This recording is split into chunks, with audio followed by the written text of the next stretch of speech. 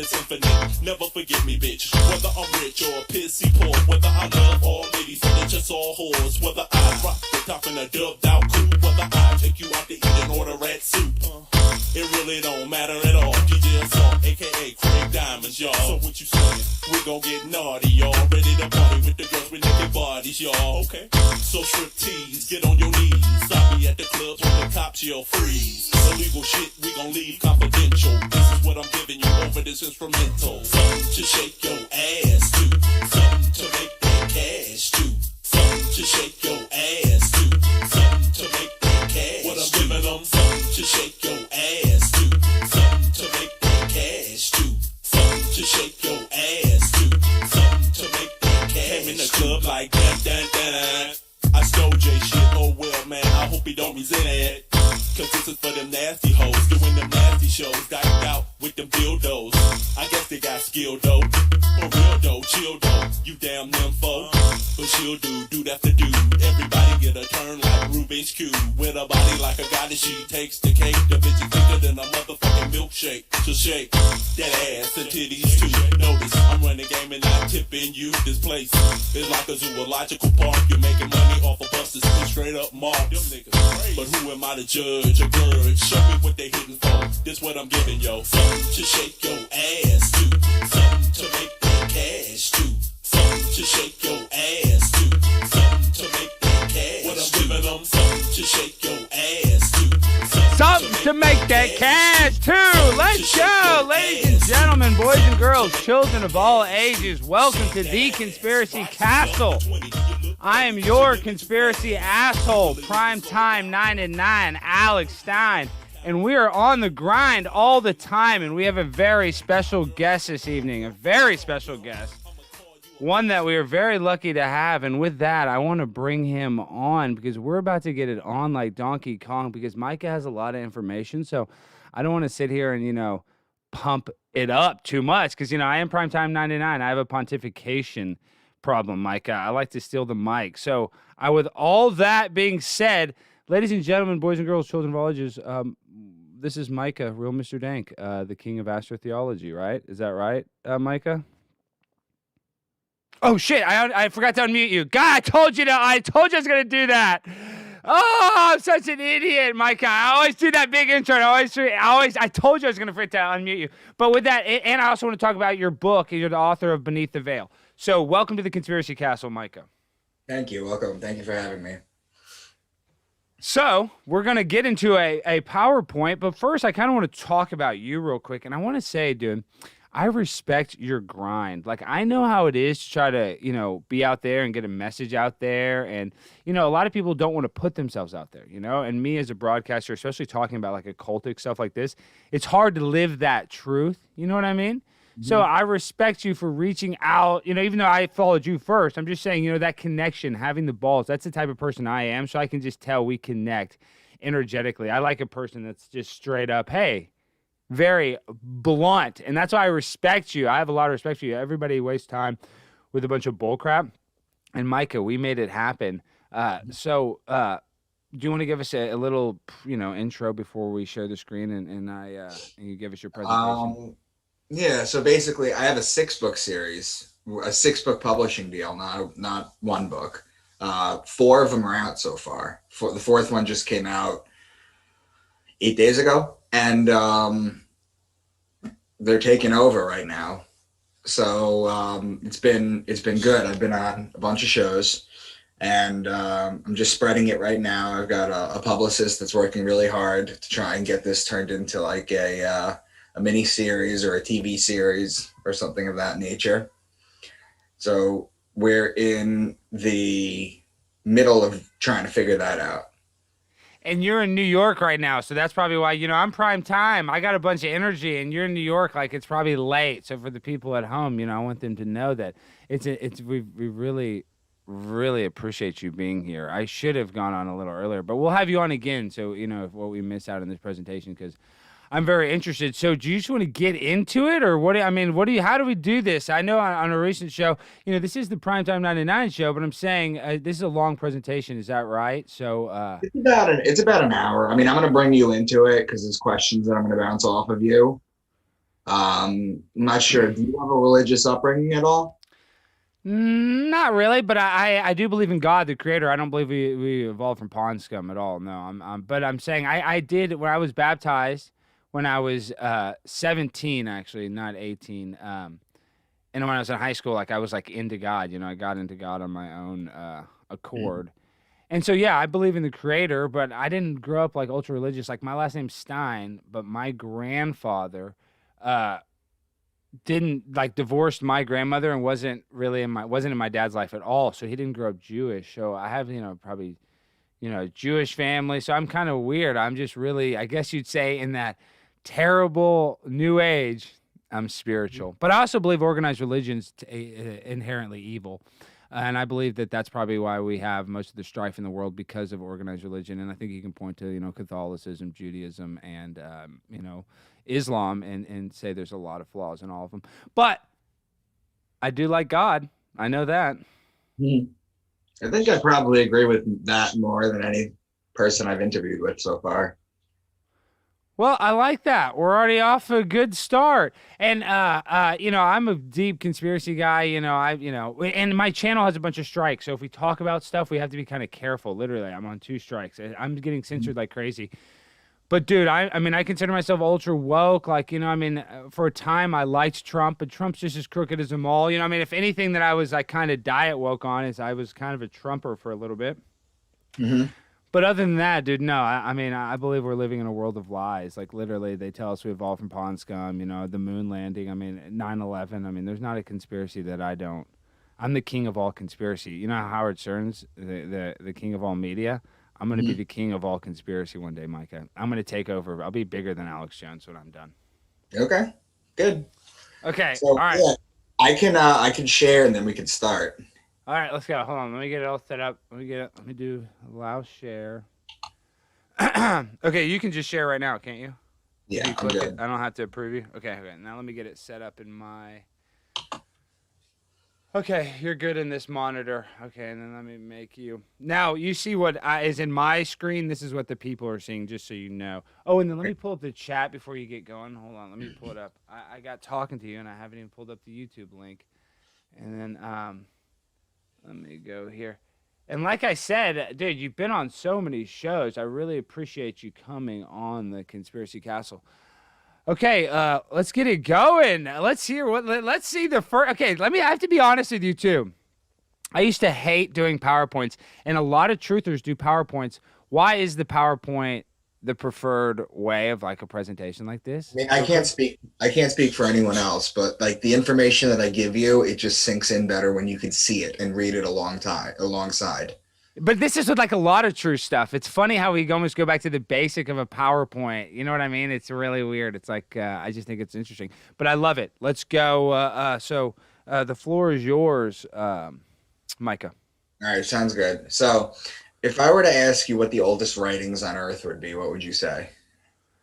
The oldest writings on Earth. Well, I don't think they dated the age of the Earth correctly. So the oldest, I mean, 6,000 years. Right. Okay. So that's what a lot of people say. Maybe like the Sumerians. Yeah, something like that. I mean, I don't believe it's like a million years old. So yeah, I mean, thousands of years within that ballpark. Okay. So basically, the Lascaux caves right here were about 40,000 years. And what they were these caves that they found in France. And what they did was they went deep into these caves. And when they went in, they saw things like this along the wall. Okay. You see the bull, you see the lion, you see the horse. And in astrology, you know that the bull is Taurus, that the lion is Leo, and the horse is Sagittarius. It's just missing the guy with the bow and the arrow. And what they did was they carbon dated this wall, and it came out to about 40,000 years, plus or minus 5 years. So what they did then was they brought in an astronomer who rewound the sky on a computer program, because we can do that now. And what they found was when they printed out what they had when they rewound the sky and they put it over this cave art, all the constellations were where they were supposed to be. So 40,000 years ago, they had a working knowledge of the zodiac. And they're supposedly... I don't know if I believe the carbon dating, but I mean, I'm not going to fight you on that. I mean, who knows? That's what I'm saying. Thousands of years old, 40,000. Well, yeah, a Why lot of not? people say that carbon dating is actually, it's half true. Carbon dating is actually inaccurate after 50,000 years. It's not as accurate after 50,000 years. When you start to get into the 100,000 or the millions of years, it doesn't become as accurate. But carbon 14 up to 50,000 is incredibly accurate. That's why they keep using it. And these caves came out to be about 40,000 years, these etchings, these drawings. So it's kind of like half true. Yes, carbon dating is not entirely accurate, but it is in this particular case. All right. I'll believe you. I'll allow it. You know what I mean? I'll agree. I don't disagree.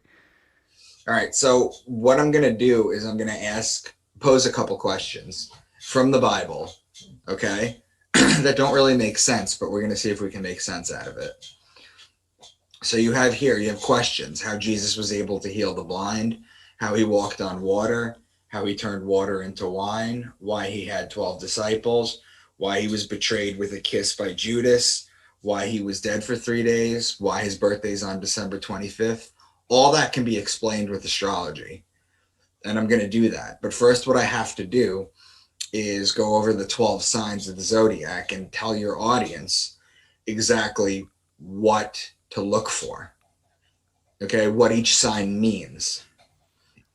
So, you said you were kind of into it already, right? Astrology. I mean, I believe the sun, moon, and stars rotate around us, though. You know, I'm a geocentrist, not a heliocentrist. Gotcha. Well, Genesis 1:14 says, "Let the lights appear in the sky to separate the day from the night. Let them be signs to mark the seasons, days, and the years." And that's all the Bible is. Okay? All the Bible is it's basically a encoded farmer's almanac. That's all it is. And I'm going to show you how that is. We're going to start with Aquarius. As the zodiac actually starts in Aries, but I'm going to start in Aquarius. Okay? The first sign is Aquarius, which is represented by the man with the water pitcher. Pisces is the sign of the two fish in the water. Aries is the ram. In Aries, you have March 21st, which is the spring equinox. It's a 12-hour day, 12-hour night.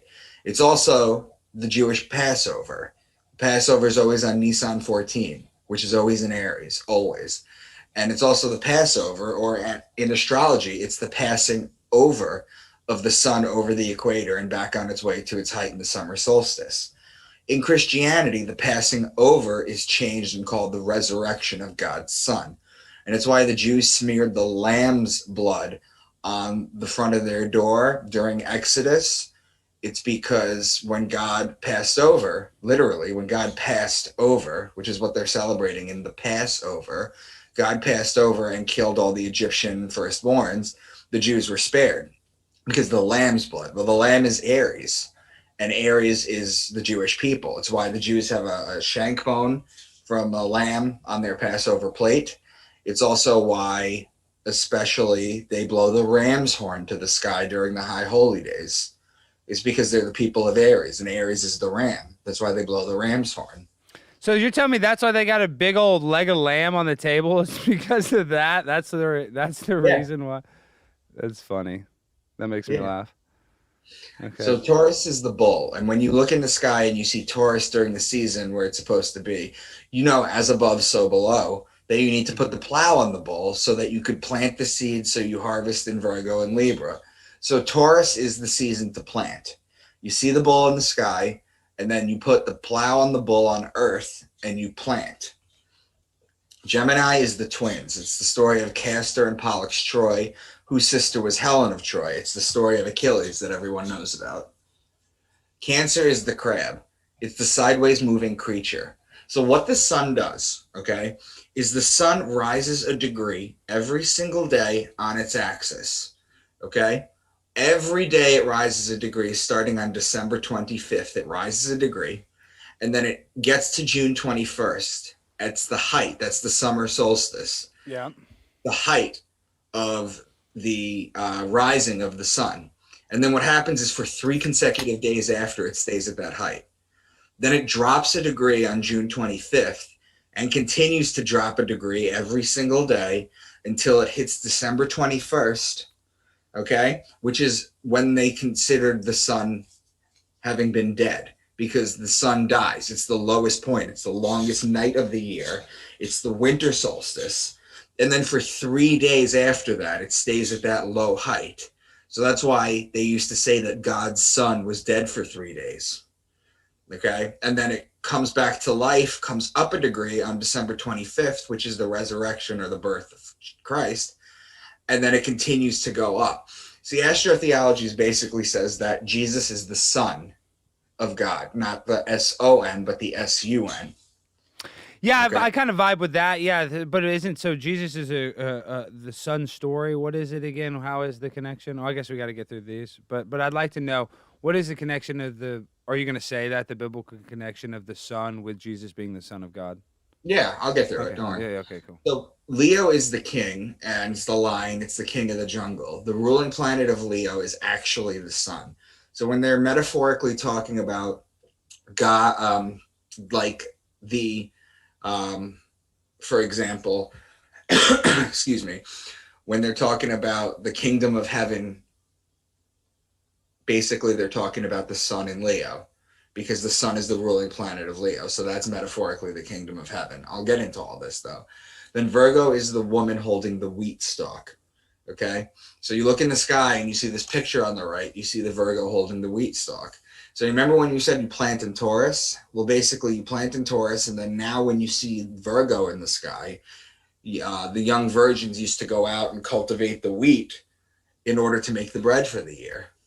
Then Libra is the justice. It's the scales, it's the balance, it's the just one. And the reason it's the justice is because it judges God's sun as it passes over the fall equinox and begins its descent into winter, into cold, into its death. And the Jews always celebrate their new year around the fall equinox. Always. Rosh Hashanah is always there. Then Libra is also known as wine season. Now, I just told you that Libra has to do with judgment or judging. Okay, 8 days after Rosh Hashanah, you have something called Yom Kippur in the Jewish religion, which is basically the day of judgment. Is that true? Wait, hold on. Yom Kippur? I don't know anything about Judaism. Hold on. So in the Judaism religion, on Yom Kippur, the basis of it is the day of judgment. It's just like, it reminds me of Festivus from Seinfeld or something. Okay, why is it the day of judgment? It's the day of judgment. It's I know, but how do you get judged? Does an elder be like, "You're a shitty person"? I mean, I know I'm. No, it's the day that. Okay, so what you do is, what the Jews would do is they would go into temple and they fast all day and they pray all day, and they're being judged by God, because God's going to put you in the book of life for another year, or He's going to take you that year. So you pray that He keeps you in the book of life. Wow, so you spend that whole day, just that day you have to be, see, like, and this is no disrespect to Judaism, but they have all these rules, you know, that they can, like, you know, so this one day is extra important, Yom Kippur, where they're extra good, and that will get them that day of judgment. That's why that's so important. Right. That's interesting. I love learning new stuff. Go ahead. Sorry, Micah. You're just dropping a lot of knowledge. I really enjoy it. Okay, cool. So Scorpio is the scorpion, and he's known as the betrayer. And when a scorpion bites you, it leaves an imprint in your skin that looks like a pair of lips. It's why the mafia has the kiss of death. That's where they get that from. And it's why Jesus was betrayed by Judas with a kiss. You know, he didn't point him out. He didn't throw a rock at him. He didn't stone. Wait. Judas and Jesus were making out before Jesus died? No, they weren't making out. Judas gave him a kiss on the cheek. But metaphorically, he's Scorpio, because Scorpion is the betrayer, because when a scorpion bites you, it leaves an imprint in your skin that looks like a pair of lips. Oh, so that was symbolism. The kiss on the cheek was a symbolism of the scorpion bite. Right. So the sun is judged in Libra and betrayed in Scorpio. And then finally in Sagittarius, this is where the bow and the arrow shoot the sun and inflict further punishment on the sun. In the Bible, it's translated as a spear going into the side of God's sun. This is where the sun dies. And I went over it already, that December 21st, the sun is dead, and then it's dead for 3 days, and then it comes back to life. So then Capricorn is the goat, because he likes to climb the mountain. So you picture your zodiac wheel, and then basically you have Capricorn at the bottom of the wheel, and the sun climbs a degree a day alongside the zodiac wheel, so it starts to climb up the mountain, just like the goats do. These are all just metaphors. Okay? Yeah, Is there any metaphor for like Baphomet and the transgendered goat god that is that all these satanic people love the goat? Is there some sort of symbolism with that? Well, I could get into that later, but the goat basically the goat is Capricorn. Okay. Capricorn is the sign of the goat, and the goat is winter. So do all those Luciferians love Capricorn? Not Not really. It doesn't really work like that. No, Okay. first of all, Luciferianism and Satanism has been wildly over exaggerated as to what it truly is. But the truth is that winter is at what's up? They like goats though. Satanism. That's the stereotype. Right.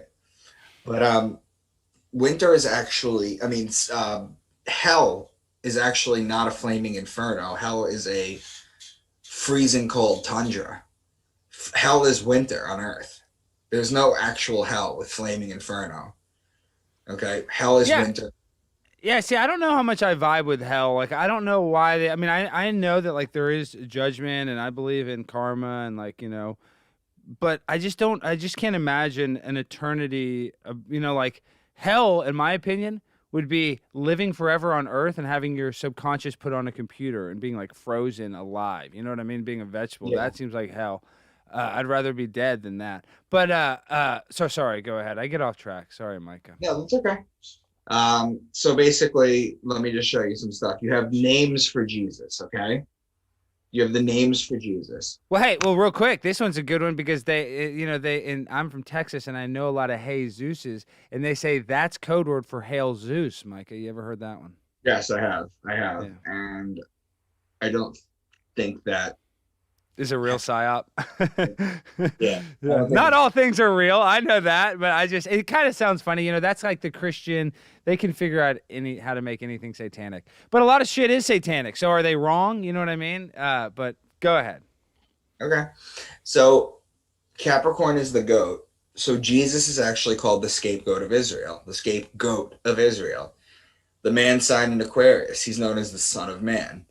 Pisces, the two fish. He's known as the fisherman of men. It's also why he feeds the masses with two fish in the Bible. He's known as the Lamb of God or the Ram in Aries. He's the Lion of Judah when he's in Leo. When the sun is in Virgo, it's the lady holding the stalk of wheat. He's born of a virgin, and he's called the bread of life. Libra is the scales of justice. He's known as the just one. He's betrayed in Scorpio. He dies in Sagittarius, and it's why he's worshipped on the sun day, by the way. Now look at this picture of Jesus on the left, okay? As above, so below. Right. This is a picture of Jesus on the left, and there's a couple things that you'll notice, okay? Number one, the sun behind his head. Number two, his two fingers being held up. Number three, the hole in his hand.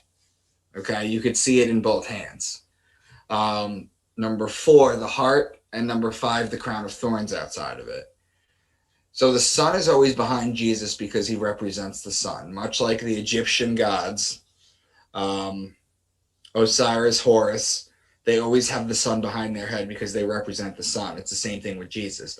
The two fingers up like this that you see Baphomet do, you see Baphomet do this, you see Jesus do this, you see Lucifer do this. That's actually an ancient Egyptian peace sign. Okay? And then do that. This is the British Victory War sign. Okay? So this is not actually peace. This is peace.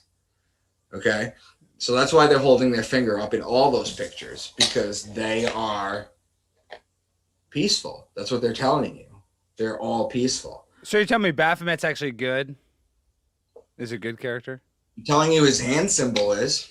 Okay, that's fair. Hey, and I don't necessarily disagree with you. This is I don't care about this. Somebody in the chat said, "Why don't you present the PowerPoint in full screen?" Is it a pain in the ass? Am I not doing that? Well, it's like, you know what I mean, because you can see all the sides. Did that change anything? No, it's because all the slides. Like, how do you do it? You go do presentation, and it should take up the whole screen. You know what I mean? Like present. It's because when we see it, we can see all the sides. I mean, it doesn't look bad. It looks fine. A lot of people do it like this. This is how young Pharaoh does it. I'm just saying, somebody asked, like, could it take up the whole screen? I don't give a fuck. I love it. I like that you're right. Maybe it's some Christian that's mad that you're comparing Jesus to this astro-theological thing. But I actually do believe that Jesus is a representation. I vibe with that. I mean, don't you think that makes a lot of sense that, the solstice, that he died and rose 3 days later? But go ahead. I want to hear more about what you're saying. Sorry, Micah. Don't worry about your PowerPoint. So, I'm going to start decoding passages, and you're going to see that the 12 signs I just gave you, you're going to see how it plays into it. The white Jesus picture is actually a picture of Caesar Borgia, okay, who was the bastard son of Pope Alexander VI. Before then, there was no picture of him. Now, Pope Alexander VI was a pope in the 15 or 1600s, and his son was Caesar Borgia. And if you look up pictures of Caesar Borgia, you'll see it's the same face, okay? And what they did was they made him the picture of it, because before then there wasn't a picture of it. And around the time that they made him, the printing press had just come out, so they were able to just send out pictures. So he became the face of. Then basically you have the holes in his hands, which is wrong, because if you actually crucify someone like this, they'll just fall over. Okay, they're crucified through the wrist. That's where they used to, because that could support the body weight. So this picture's wrong. The crown of thorns wrapped around the heart. Jesus died with a crown of thorns. That represents the sun's rays, because that's what it looks like. And the heart outside represents the heart's toroidal field. Okay, which is basically 6 feet, right? Yeah. Yes, it comes out 6 feet. That's why the elites are trying to keep you 6 feet apart right now. I know that, and see, that's what I believe. We're energetic beings. They feed off our low vibrational energy. It's like they got to keep us down in fight or flight, because they can just, it's like they get pleasure. I don't know. Maybe it's anti-aging benefit. I don't know why they feed off it, but it's probably the same thing as the adrenalized blood of children. Who knows? Okay, sorry. But you want to know something interesting? They don't even need to feed off of the adrenalized blood of children, because you can make it synthetically. Yeah, I know. That's what an EpiPen is, supposedly, right? And we have to be careful. I think that this word gets a strike, but you know what I mean? Like, there are synthetic ways to recreate that in a lab. I'm sure they can recreate a lot of stuff in a lab. Mm-hmm. Okay. So, have you heard of the phrase "pride comes before the fall"? Of course. All right. You want to explain it to everybody listening? Well, people tell it to me all the time. I mean, you get really proud before your lowest point is probably when you're the most proud, usually, like, and you're so proud that you can't see that you're about to fall, I guess, is that like the moral of the story? That's how you take it literally. But in astro-theology, from what I just told you, a group of lines is called a pride. Pride is the lion. The lion is Leo. Leo is in July, August. That comes before the fall. Wow. So he's the lion. So pride is okay. All right. That makes sense. Here in the book of Micah, which is my namesake, but you, Bethlehem Ephratah, though you are small among the clans of Judah, out of you will come from me one who will be ruler over Israel, whose origins are from ancient times. However, in Hebrew, Bethlehem is 2 words in Hebrew. Bet, which means house, and lechem, which means bread. So the house of bread. I just told you the house of bread was Virgo before, the lady with the wheat stalk, the virgin. So the Savior's going to come from a virgin. You see how that's encoded in there? Wow. I like that. The house of bread. If I ever make any money, I'm going to have the house of bread with the painting of Jesus inside of it. And I like the Virgo, the wheat. So how old is that? So tell me about that, the symbolism of that picture. Which one? The Virgo, the house of wheat, the lady with the wheat? Yeah, what's that from? It's thousands and thousands of years old. I mean, it goes back to at least the caves that I was talking about before, because they knew all these signs. Well, this might be too early to ask this question. So do you believe Jesus was the Son of God and was a man? Or how does that work? How is Jesus? No, the idea is, I'm going to keep going through this and show you, but basically, cool. He is the sun in the sky. It's just another solar deity. It's just a story of the sun. Yeah, it's a recreate. But keep going. I'm really interested. This is great. I'm sure the Christians are spiraling. Do they hate you, Micah? Do all the Christian people come after you? They're like, Yeshua walked on earth. What do they say? Do they say that he wasn't Jesus, he was Yeshua? Like, what is your biggest hater? What do they come at you with, Micah? They usually don't. This Okay. usually gets accepted really well. I accept it. I'm vibing with it. No, it's good. But you know what I mean? There's always going to be people that are ultra. They don't And reach out to me. They probably just go in their echo chambers, but nobody reaches out to me. that sounds good. Yeah. And I that put probably. my stuff out there. I say I'm on Facebook and Twitter. You know, I tell them I run a Facebook group called Micah Dank Into the Rabbit Hole. You can find me on Twitter or Facebook. I don't think I've yet to get somebody give me anything. I love it. I love it. I'm not giving you anything. Keep going. All right. So I told you the 12 signs. I told you what to look for them. I'm going to read you a passage, and I want you to count, based on this biblical passage, how many encoded veiled references they make to the zodiac, okay? Okay. He gave them honey from the cliffs and olive oil from the rocky ground. He gave his people butter from the herd and milk from the flock. He gave them lambs and goats. They had the best rams from Bashan and the finest wheat. They drank the best wine made from the juice of red grapes. But Jeshurun became fat and kicked like a bull. A lot. I mean, there's a ton of references. Should I count them? No, I'm just proving a point, is that it's Okay. encoded. And The what one- is it? Yeshurun? Who is that? That's obviously encoded to be Jesus. No, Jeshurun was a character in the Bible. These Oh, are all shit. characters. You'll notice you'll never find bones, or you'll always find artifacts that mention biblical characters. But you'll never find their bones or any actual proof that they were on. Because this is the Bible is basically a farmer's almanac. For the sky. That's what it basically is. It tells you what to do, when to do it, what stars are related. I'll just keep going. I'll show you. Keep going. It is definitely a manual. You know what I mean? It's a very important book, but it's like it's been so misconstrued by people for so long. It's like it's hard to even know what to make of it sometimes. And people will be like, I know exactly what to make of it, but go ahead. All right. So Revelation 4:7, the first living creature was like a lion. The second was like an ox. The third had a face like a man. The fourth was like a flying eagle. The first living creature was like a lion, Leo. The second was like an ox, Taurus. The third had a face like a man, Aquarius.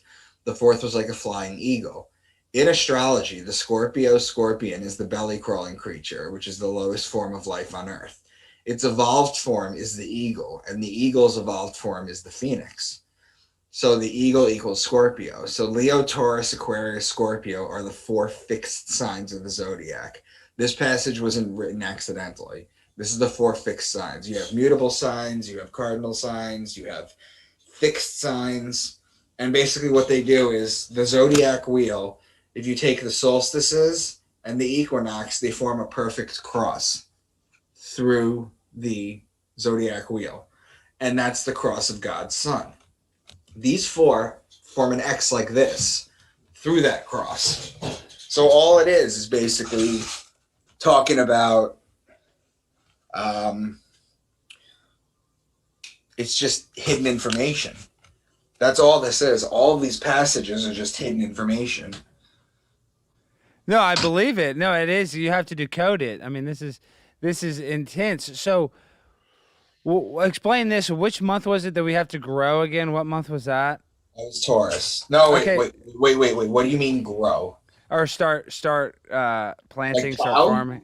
Yeah. Which one was it? Didn't you say one is what? When does the Bible say we should start planting like vegetables? You plant in Taurus. You see the bull. It makes sense because you see the bull, and then you see the bull in the sky, and then you see the bull on Earth, and then you put the plow on him. Oh, you need the bull. I love cigs when you smoke. I love when people smoke, and you're allowed to smoke weed if you want to smoke weed during the thing. I love when people smoke weed on the show. I'm pro weed. Okay, Micah, but What was I going to say? The bull means plow, so that's like the representation of that. So Virgo is the Virgin Mary. I mean, I'm vibing with a lot of this. A lot of this makes sense. So explain But hey, another thing is Genesis, the description of Earth. It describes it as immovable. What do you think about that, Micah? Do you think that we're flying through space, going 4 different directions? Well, it talks about the firmament, and I explain what the firmament is. What is the firmament? Well, let me get to it. Okay, go ahead. No rush. This is a great presentation, and you can take as much time as you want. Sorry if I ever seem like I'm rushing you because I get excited. No, not at all. Not at all. No. Not at all. So, you know the story of the woman and the dragon in Revelation, or you weren't that religious? Not that religious, I mean, I've read parts of the Bible. I went to Bible study a bunch, but dude, I'm a dumbass kid. I was a high school kid. You know what I mean? I wasn't paying attention to shit. But I did vibe with it. I mean, I know there is a creator. I know I have a personal connection with God. I'm not saying I've spoke to God, but I'm just saying I can literally feel a godlike creature in my heart, in the world. You know what I mean? I just don't believe I agree with you. I know. I'm just trying to say it's like people want to label God. I don't even know if I could label my connection with God. But and I know people that have the way I like to put it is this. You're familiar with string theory or M theory? A little bit, but tell me what is the string theory that everything explain the string basically it says that everything is basically we have 11 dimensions plus time is the 12th. Okay. So and the string theory is made up of tiny little vibrating strings. And the way they vibrate, give it its taste, its shape, its color, it's everything that we can detect. Okay, that's their theory. And it works at the Planck level, which is like the smallest possible known level.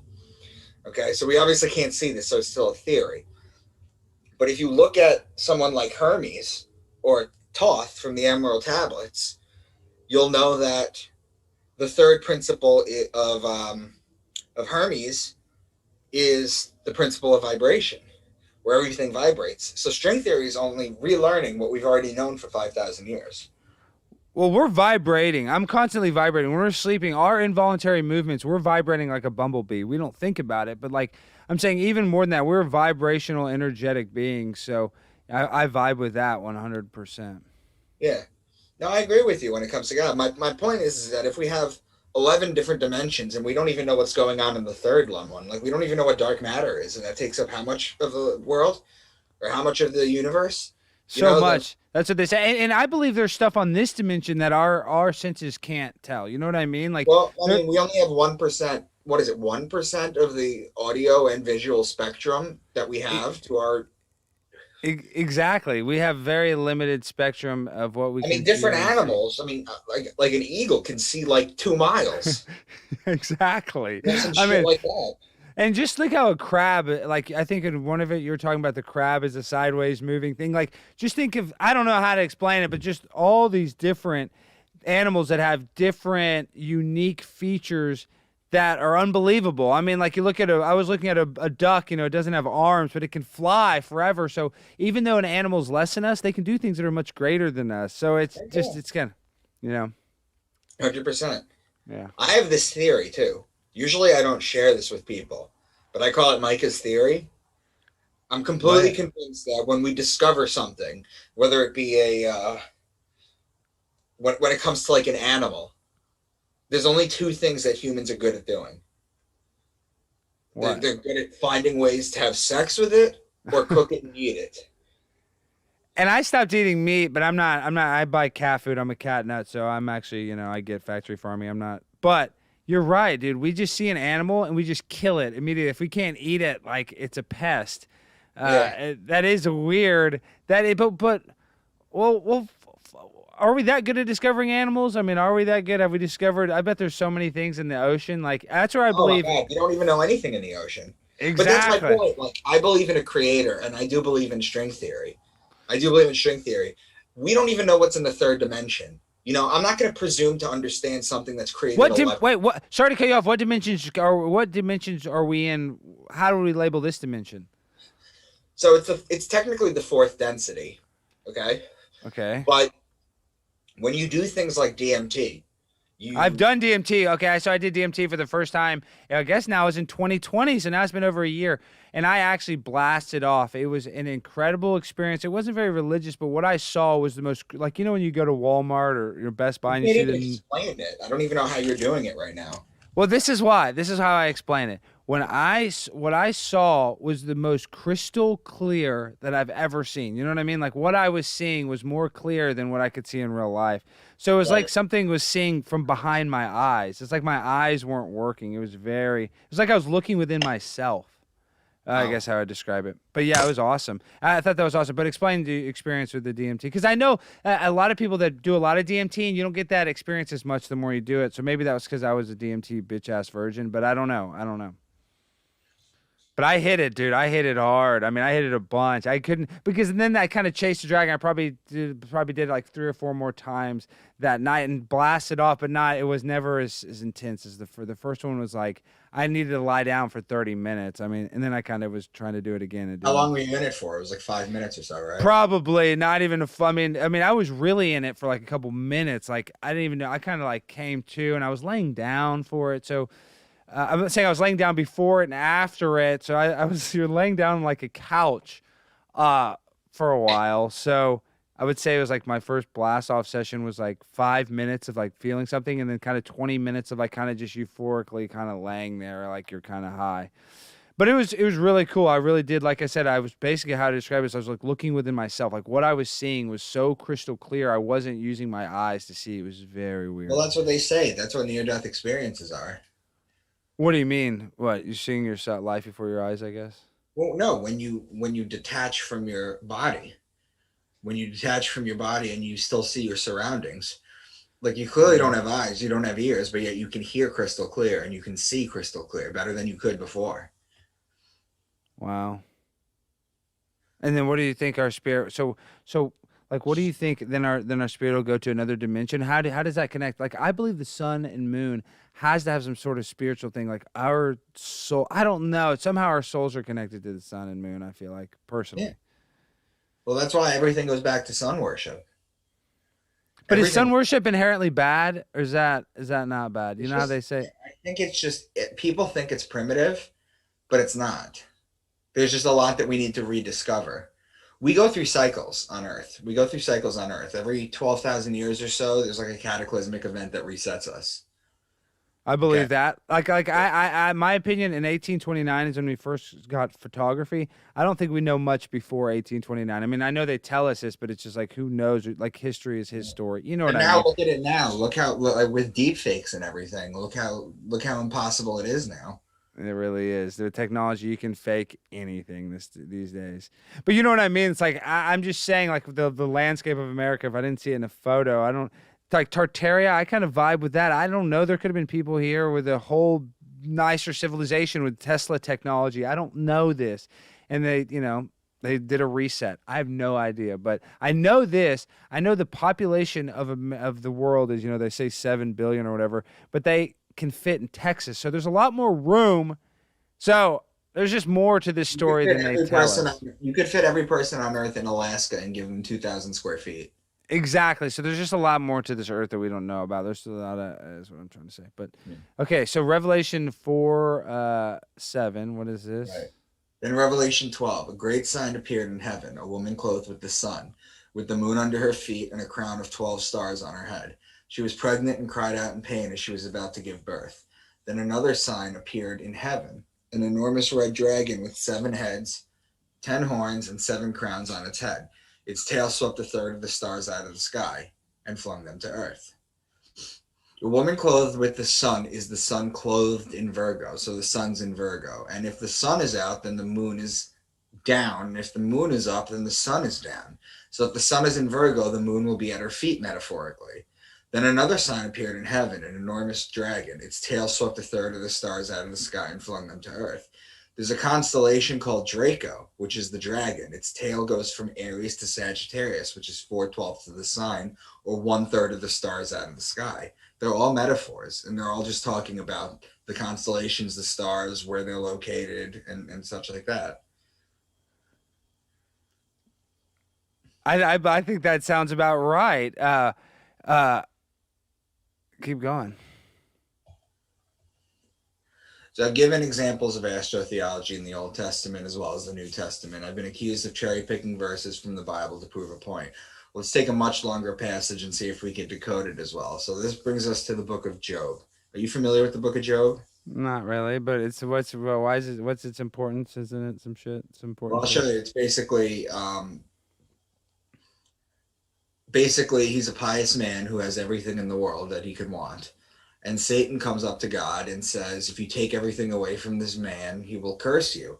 And God says, I'll take that bet. You could take away whatever you want. You just can't take his life. So he starts losing things one by one. Finally, Job cries out. He never gives up faith. And then God responds to him. So what I'm going to read you is God's response Okay. with the decoding as well. So he says, can you lead forth the Mazzaroth? The Mazzaroth literally means the zodiac in Hebrew. So when he says, can you lead forth the Mazzaroth, he's asking, do you know your zodiac? Mazzaroth over time becomes Mazalot, which survives in Judaism today as Mazel Tov, or good fortune from the stars. So the Lord's challenge to Job, he first says, can you bind the chains of the Pleiades? Can you loosen Orion's belt? Those are two obvious metaphors.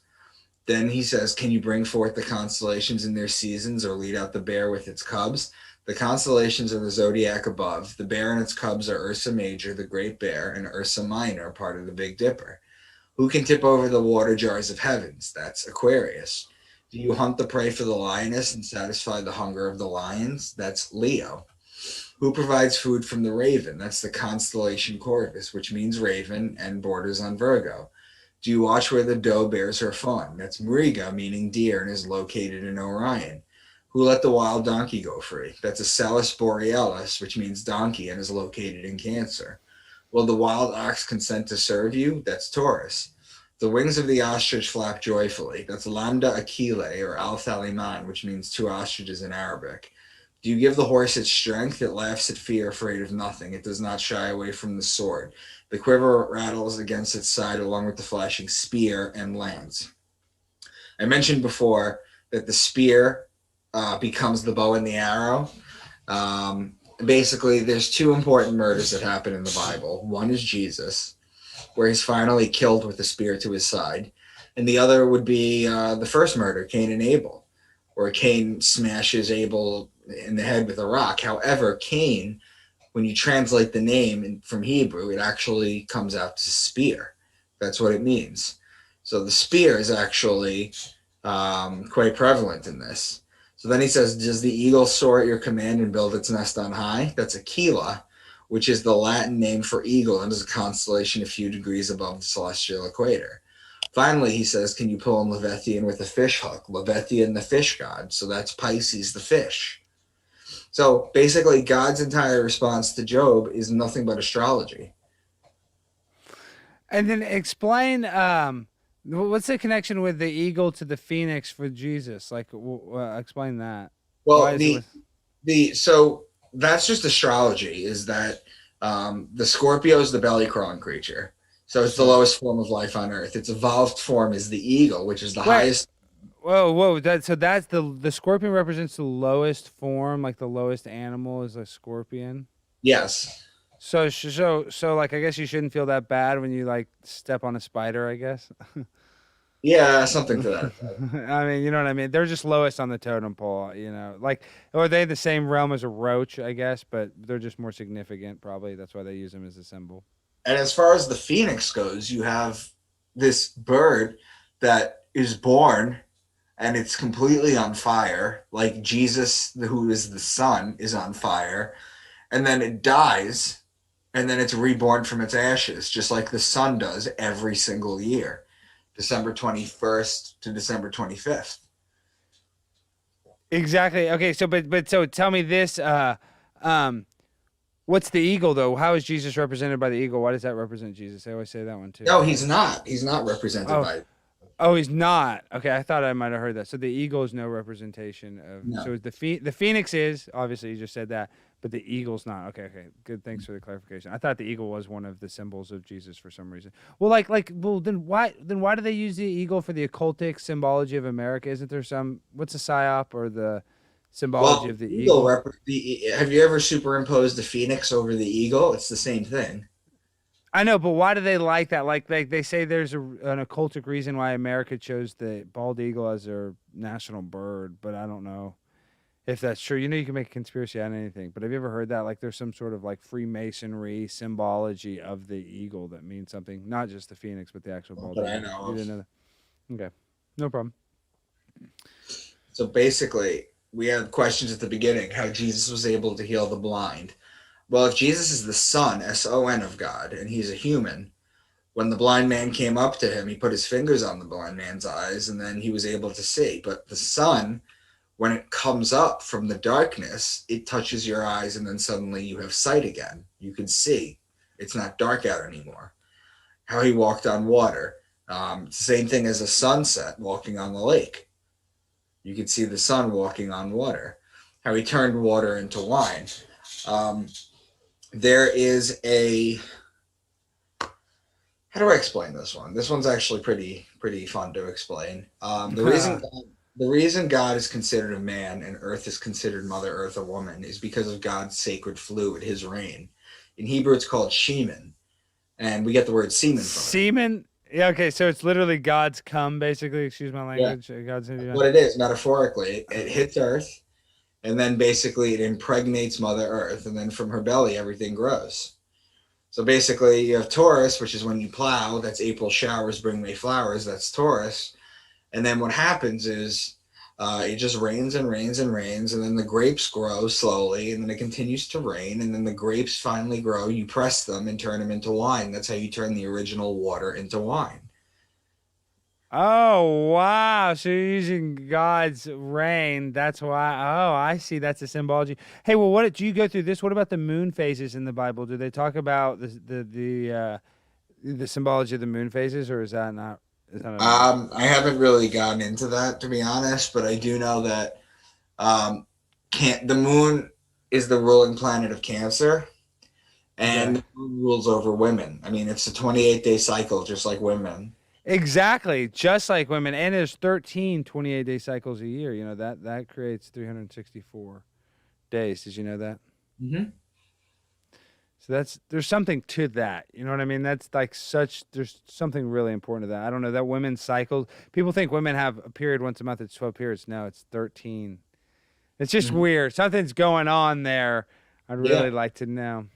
And also we're what, 70 or 90% water? The moon controls the tide of the oceans. You know, the moon, we're human, you know, we're all water, you know, the moon controls us. Well, I think the moon controls us because it gives us negative energy. The sun gives us positive energy, and the flow of negative energy. Well, that's the idea of Walter Russell talking about electromagnetism. Everything is because it's full of salt water. You know, that's why I believe it's a conductive. That makes sense. So why he had 12 disciples, each one of the disciples are one sign. Judas is Scorpio, as I brought it up before. I'm not going to go into the other 11, but... No, but I like that. Though. Judas is a Scorpio, and that's the lowest. But Judas, so before he killed Jesus, I didn't know in the Bible, he kisses him on the cheek, and what does he say? Like, I love you, Lord, or some shit like that? Is that the ultimate? He said something to that effect, and then Romans came I've heard that, yeah. And that's when they got him. Yeah, I've heard that story now. Now thinking about it, I've heard that story. Sorry. And then you have why he was betrayed with a kiss by Judas. We went over that. Why he was dead for 3 days. We went over that. Why his birthday's on December 25th. We went over that. And let me see here. I think this just froze. Shit. Yeah, we got time. It'll be okay. Let's see. Hopefully it's not my computer. That happens all the time. You know, when we're doing all this technological stuff, it's a pain in the ass. But Micah, how does this fit in, though? So, like, what about in the Torah and, like, in the Quran? How do those books match up astro-theologically? I mean, I know that's a lot. You probably haven't read the Quran a bunch, but you know what I mean. No, I've given you phrases from the Old Testament and phrases from the New Testament. My book series goes into it way deeper. But basically, the Quran is the same way too. It's all about the sun. Yeah, it's all the same. The three major religions in the world, it's all the same. That's all they are. And that makes sense because isn't that the same story kind of regurgitated? But what about like, and I'm not vibing with Bill Maher, but they say Nimrod is the story of Jesus, and they say there's all these different stories of Jesus. What do you think about that in the Bible? Oh yeah, it's all the same stuff. I mean, have you ever seen Zeitgeist? Yeah, of course. But see, this is what I believe is going on is, I believe the people, the evil cabal that rule the world is the new world order, for lack of a better word, because we got to generalize them. They believe in Genesis chapter 11, verse 9. You flip it, that's 9/11. That's the story of the Tower of Babel, is they want us all under one ruler so that they can build a kingdom to defeat God.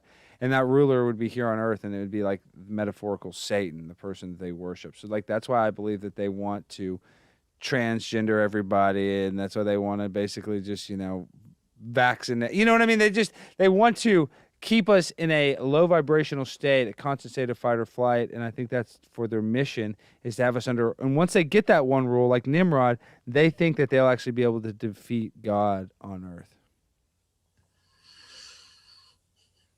I mean, that would. What do you think? That would mean that they'd be taking the Bible literally. Yeah, I don't know. I just like that story, I mean, I think that's a good symbology of the New World Order. Do you believe in the idea of a New World Order, that there's people I do. There's too much evidence to say there's not. But there's just so much out there that I think is just disinfo. There is a lot, and I'm a victim of a lot of it. I'm the king of all conspiracy. I get a lot of disinfo myself. I'm a data junkie. I'm a researcher. I walk every day 6 miles, and I usually do a research an hour and a half, something new. And not that that's enough time, but I do a lot more research on that than I did in freaking college. Something wrong with the? Yeah, it's just not it's acting up. It's fine. I mean, I could take a few questions. You want to take some calls? Can we take some calls? Come on, let's take some calls. People would love it. We've only been doing an hour. People would love to ask some questions. So let me invite some people. Okay, hold on. Let me do this. Exit. We're gonna go. Hold on, I gotta click here. And so you're in New York, so it's a little later. You guys got to give, a Micah a break. It's late, so we're not going to go all night, but I'm sure some people will have some questions. Okay, let me switch account. Micah, I can't tell you how much I appreciate you coming here this evening on such short notice. And, dude, you have so many shows. You're the king of all shows, dude. Nobody's been on many shows as you, Micah.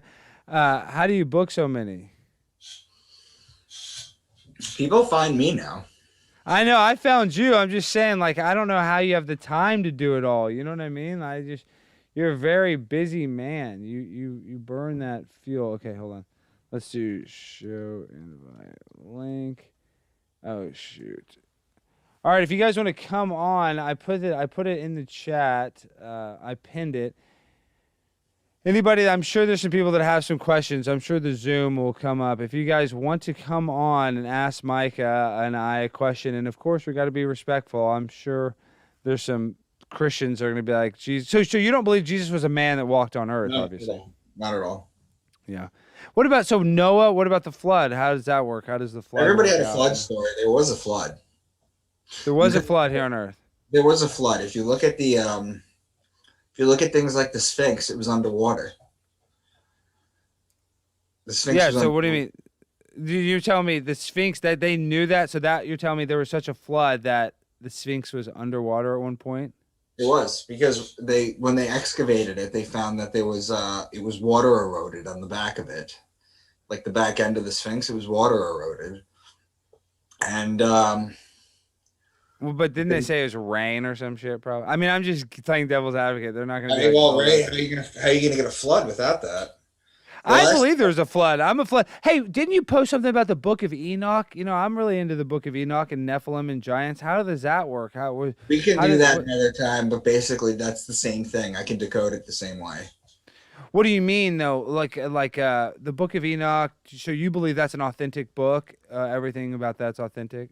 Because didn't they find the Dead Sea Scrolls? What's the story of Enoch again, for the people at home?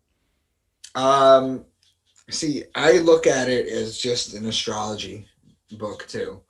I don't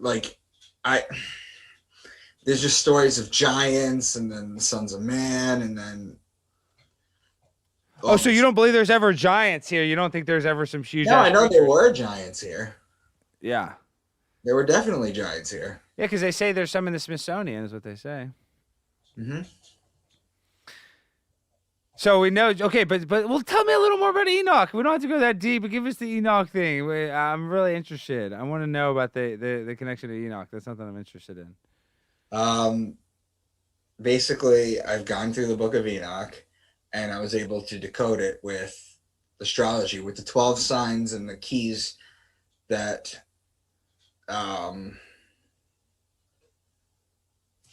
just the keys that I've been giving you. You know, and I was able to decode it. We could do it. It would take me like an hour to do, or maybe not an hour. It would take me like maybe, I don't know. It would take me a while to go through it with you, but we could do it another time for sure. You gotta come on again because I'm really interested in the Book of Enoch. I actually want to know because there's so much symbology in that I believe that describes the world, but I don't know what the deal is with it. But I know it's an important book. I do know that. Let me turn on my autofocus. My camera's going crazy. Okay, Micah, but you can't go. I know it's late. I'm surprised nobody's calling in. We got 151 people watching just on YouTube, and I'm surprised nobody's calling in, Micah. They don't want to. What I'm saying is I'm surprised there aren't some Christians that are like, Jesus is a man that walked on earth, and you're wrong. Like, I cannot believe it. They are not. Nobody's coming out to say it. So it looks like a lot of people are vibing with you, and I'm not, for the Christians that are listening, going to be like, don't label me as a guy that believes Micah. I'm not saying that either. I'm a Libra. So what is the symbolism of that? And then I'm a Libra too. Wow. See, we connect. October 8th is my birthday. What about yours? September 26th. Wow. Very different Libras, though. We're like opposite of the Libra spectrum. Okay, but explain. So like, let's talk about astrological signs in the zodiac real quick. Are you really into the zodiac? Like, how did you kind of figure out the connection of the zodiac with this? I came across, there were some guys out there named, there was two guys, Jordan Maxwell and Santos Bonocci, that were teaching this kind of stuff. And I studied it for a long time, and they really explained the 12 signs and what to look for. And eventually, after like 6 to 8 months of studying like 3-4 hours a day, I was able to start opening the Bible and decoding it this way, which is where it is. You know, this is where all the information's at. I'm typing something right now. Come ask a question. I just put the link in D-Live. If you guys, anybody on D-Live would like to come on. No, you have to come on through Zoom. I put the Zoom link. It's tagged at the top of the YouTube, and it's on the D-Live. I'm sure somebody wants to come on. You know, but Mike, a lot of people are like, oh, I want to come on, and then they don't come on, which I don't blame them. I know it's annoying. I like to call into shows and harass people sometimes because I'm kind of a troll myself, so I actually like trolls. But hey, next time we do this, you better call me earlier. Yeah, we'll sit down for 2 hours. We'll do another one. I want to do the Book of Enoch. I'll have you on like next week. You know what I could do is I'll do the rest of my presentation if I can get it up, and then that'll be probably about like 25 minutes or so, and then we'll do the Book of Enoch. We can knock it all out. Okay, cool. We'll stay on a few more minutes. Hold on. I think we're about to, somebody's for sure going to call. I think I got a text message saying they want to call in. But so Micah, you're in New York. What's going on now? Or like, we can't only talk about, so much of the roan dog. I get suspended for medical misinformation, but it's like you're into Beneath the Veil. Explain the series. Give us like an overview of the series, because I know it's multiple books, but like, why somebody, I would like him to go buy it. They're selling it on Amazon. Is that correct? Beneath the Veil? Yeah, it's on Amazon. It's Beneath the Veil is the first book. If you type in Micah Dank in Amazon, my books will come up. The series is called Into the Rabbit Hole. I have 4 of them out so far. It's a 6-book series, and you could definitely get it on Amazon. There you go, whole screen. All right, we have somebody on, it looks like. Now if I can just make my screen smaller. Yeah, it's on Amazon. It's Beneath the Veil is the first book. If you type in Micah. Hey, you got to turn off your audio. Hello, Alex. Yes, sir. So, hi, my Romanian friend. How are you doing, my friend? Welcome to the Conspiracy Castle. You're on with Micah Dank. What's going on, my brother? Hello, Micah. I've just called because I hear you, Alex, starting to talk about the 13 mounts, and I wanted to bring a bit awareness on that one. The old Chinese calendar was following the moon phases. So basically, each calendaristic month was a complete moon phase cycle. And basically, this has total logic, because how they will compose a calendar if by not looking at science? And one of the most obvious cycle was the moon cycle, the moon phases cycle. The Jews have a lunar calendar. They have something called Rosh Chodesh, which is the first, I think it's like the first day after the new moon. That's what they do the months on. And it makes total sense, and also we are very influenced by the moon cycles. So why the hell we'll have a 12-month calendar if there are 13 cycles? And we were all taught that the number 13, it's a unlucky number. Maybe it's not. So maybe 13 is a really lucky number, because I've always kind of thought 13 is a lucky number personally. The reason 13 is an unlucky number is it goes back to the Knights Templar. It goes back to October 13th, 1307, where the Knights Templar were basically purged. That's why we have a Friday the 13th, because it was Friday the 13th. That's why 13 is unlucky. It goes back to that. And if there are 13 months in a year, there are also 13 zodiacal signs. That's not true. That's not true. First of all, Ethiopians still have a 13-month calendar. Okay.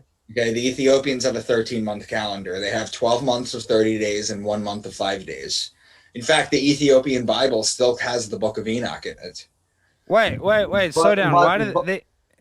You can go ahead, my friend. They have 13 months, but they're not following the moon cycles? No. Oh, okay. So I'm not interested in that one. I know that's very weird. So they do 12 months of 30 days and then a month of 5 days. What is that? Just a free month, I guess? That's their like leap month or whatever? Well, we have 365 days. So yes, that's what they do. But there's other calendars out there that are wacky besides theirs. You have like the Jewish calendar, which is you know how we have a leap day every 4 years? Yes. Every 4 years, the Jewish calendar has a leap month. But I do not see why will someone create a calendar that is not following an obvious cycle? Because for whatever reasons, they've changed it along the way.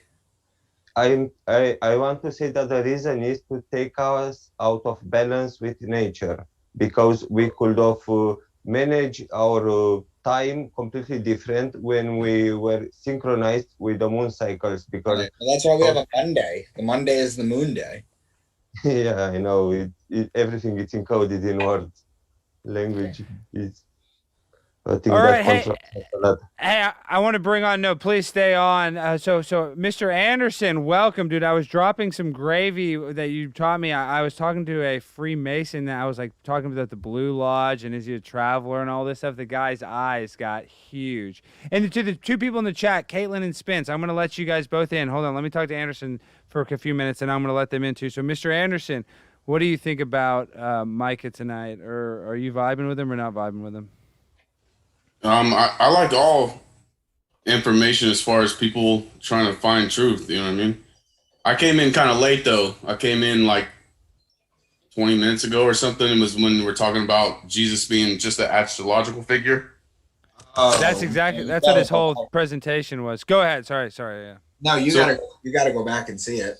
So I'll go back and watch it for sure. Because I'm familiar with the zodiac stuff. Because like 20 years ago, I started studying religion and realized that most of it has a astrological origin and all that, and at least have been shaped into them. My question is, so it sounds like you believe there was no literal person named Jesus, or that they're calling Jesus. Like not the That's word right. He's a sun deity. So in my experience, the Catholic Church was created by Gnostic Pharisees. Mm-hmm. far as what I've researched, and they worship the sun, right? There's sun worship. Do you agree that original Christians before Constantine united everything in literal Christianity in 325 AD, Christians were called Helionostics, and that literally means sun worshippers. That's what Christians were called up until that time where that happened. And then in 325, they turned it into a literal Christianity, which is a literal. You don't think that you don't think that the Gnostics tried to appeal to the Christians with Gnosticism and it got rejected? Then they had to come back and do covert Gnosticism. It could have been a combination of both. Paganism too. But do you agree that the Catholic Church were sun worshippers? The Catholic Church. You have access to a computer right now? Besides, I do. It's been messing up like crazy, but it let me on DLive. That's how I was able to get to the link. Look up the Roman Catholic Catechism 2116. It'll tell you everything you need to know. But what does it say in there? It just basically tells you that astrology is crap and you should never follow it because it has no bearing to it. You should just worship God alone. But my point is, though, as far as the Jesus thing and Jesus not being an actual person, I would say, and this is just my opinion, you know what I mean, based on what I've researched, I would say that there was a real person that they're calling Jesus, but the Catholic Church forged him into a zodiac deity, forged him into a solar deity, in essence. Do you think there was a real person? The Trinity and the whole December 25th, all that stuff is classic mystery school philosophy. Right. The Catholic Church was a mystery school that basically turned Jesus into it. You're saying that from the get, it was a solar deity, though, right? Yeah, that's what I'm saying, yeah. So as far as like in what they call Judaism now is basically Phariseeism, and they operate from the Talmud. Mm-hmm. As far as mainstream Judaism. And in the Talmud, they bash Jesus a lot, or not the literal word Jesus, but the figure who we're talking about. My question has always been, why bash somebody and have so much hatred for someone that didn't exist? There's a story that just came out today about a Kenyan lawyer who is suing Israel and Italy for killing Jesus. That's random. Okay. So the reason I bring that up is because people believe what they want to believe. People are going to believe what they want to believe. Yep. Whether it was a literal person. Look, I'm open to the idea that there was a person who they molded these stories on, but the stories are so, they just follow all the other deities. And I agree. Right. So it's just kind of definitely have zodiac. It's a zodiac deity in the Gospels. I would agree with that. Right. So that's what I think. But that was my main question was, and that's something that's been fundamental for me because I've spent a lot of time on the Bible and researching the Bible. I'm not an expert or anything like that, but I've spent a pretty significant amount of time on it. And that's always been a fundamental question of mine. Because according to Judaism, he was like this self-hating Jew eventually or whatever, even though the word Jew is kind of made up in modern times. But they're basically saying that he was a rabbi that was doing all these witchcraft spells and stuff, and that's why he was able to do these feats and everything. So it's right, but I mean, I went over him, like walking on water, turning water into wine, why he was dead for 3 days. I mean, I went up. Did you see that part of it? I didn't, but I agree with the 3-day thing being the sun, because December 21st, it stops moving outwards. Right. And it's reborn and starts its path in. So that's classic zodiac worship. The idea of being reborn 3 days later. I agree with that. My question was just specifically, it sounds like you're open to a person, but you're denying that there's there was somebody actually doing miracles and stuff like that. That there was just a regular man that they fashioned a zodiac deity out of, basically. Yeah, absolutely. Okay. I see what you're saying. That was my main question. I know it's pretty hardcore. I'm sure a lot of Christians don't like that, Micah. Because they're like, you're saying that Jesus isn't real. So I'm sure people do. People give you kickback on shows, or I guess you said not really. Not really. Well, Christians are usually pretty laid back people, you know what I mean? But I liked how you said the connection of the Quran was a sun book too. But he actually thinks, Mr. Anderson, he actually thinks that the Quran and the Torah are both sun books, or both astrological books as well. Is that true? Yeah, I would call Islam like a moon cult and Catholicism a sun cult to oversimplify it. Yeah. Really? Wow, I like that oversimplification. That's why you'll see a lot of mosques, and not a lot, but sometimes they're paired together like that. To me, it's like the reverse. It's another mystery school, but with the male and feminine reversed in Islam. Well, they always have the star shining through the moon as like their main symbol. So that is, that is moon right there. The crescent moon with the star shining through it. Because that came from a moon cult. It was a moon cult. And it's a lot more complex than that, obviously, but it's obviously zodiac. They have the black cube of Saturn. They're doing concentric circles around it, like the rings of Saturn. Yeah, that's what yep. And the Jews have the black cube, the cube of Saturn. Mm-hmm. That's because Saturn, and this will really make Christians sour, I'm sure, but Saturn is El, otherwise known as El Shaddai, and El is the father of Yahweh and Baal, technically. Not in a simple sense, but those Hebrew deities like Baal Hadad, Baal, or Baal, or however you call it, Yahweh, they're all lightning gods. They're all Hebrew lightning gods. And the big daddy is El, or Saturn. And so you could... So Saturn is above Yeshua? Is that what you said? Saturn's the god of Judaism and Catholicism, to put it bluntly. Yep. But what's the symbol of Saturn? So that you're saying Saturn, the thing we see in the sky, is what they actually worship? Is what you're saying? It's esoterically, supposedly Saturn was the original sun, the bigger and badder sun. And at one point it exploded out in 8 cardinal directions. And there's a lot behind it. Half of it, who knows, could be BS. But the thing about these occult beliefs and these religions is that there's so many layers. There's more power the more layers they put behind something, including symbology. So that's why sometimes it looks like people are crying wolf when they're so-called conspiracy theorists, because they're saying, oh, it's this, oh, it's that. Well, it can be multiple things. Oh, wait, what just happened? Hold on. Well, you might have turned yourself off, but we're still live. You're still there. Micah, I know you seem like you're I hope your energy levels are okay. Mr. Anderson has all the gravy. What do you think about, what's the symbolism of like Freemasonry and their, how they have like the sun and moon and they travel from east to west?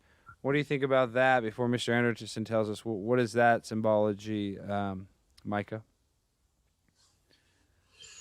I haven't put much thought to that, to be honest. Well, Mr. Anderson will tell us, explain this, why do they like that in those lodges? Like, what does that represent?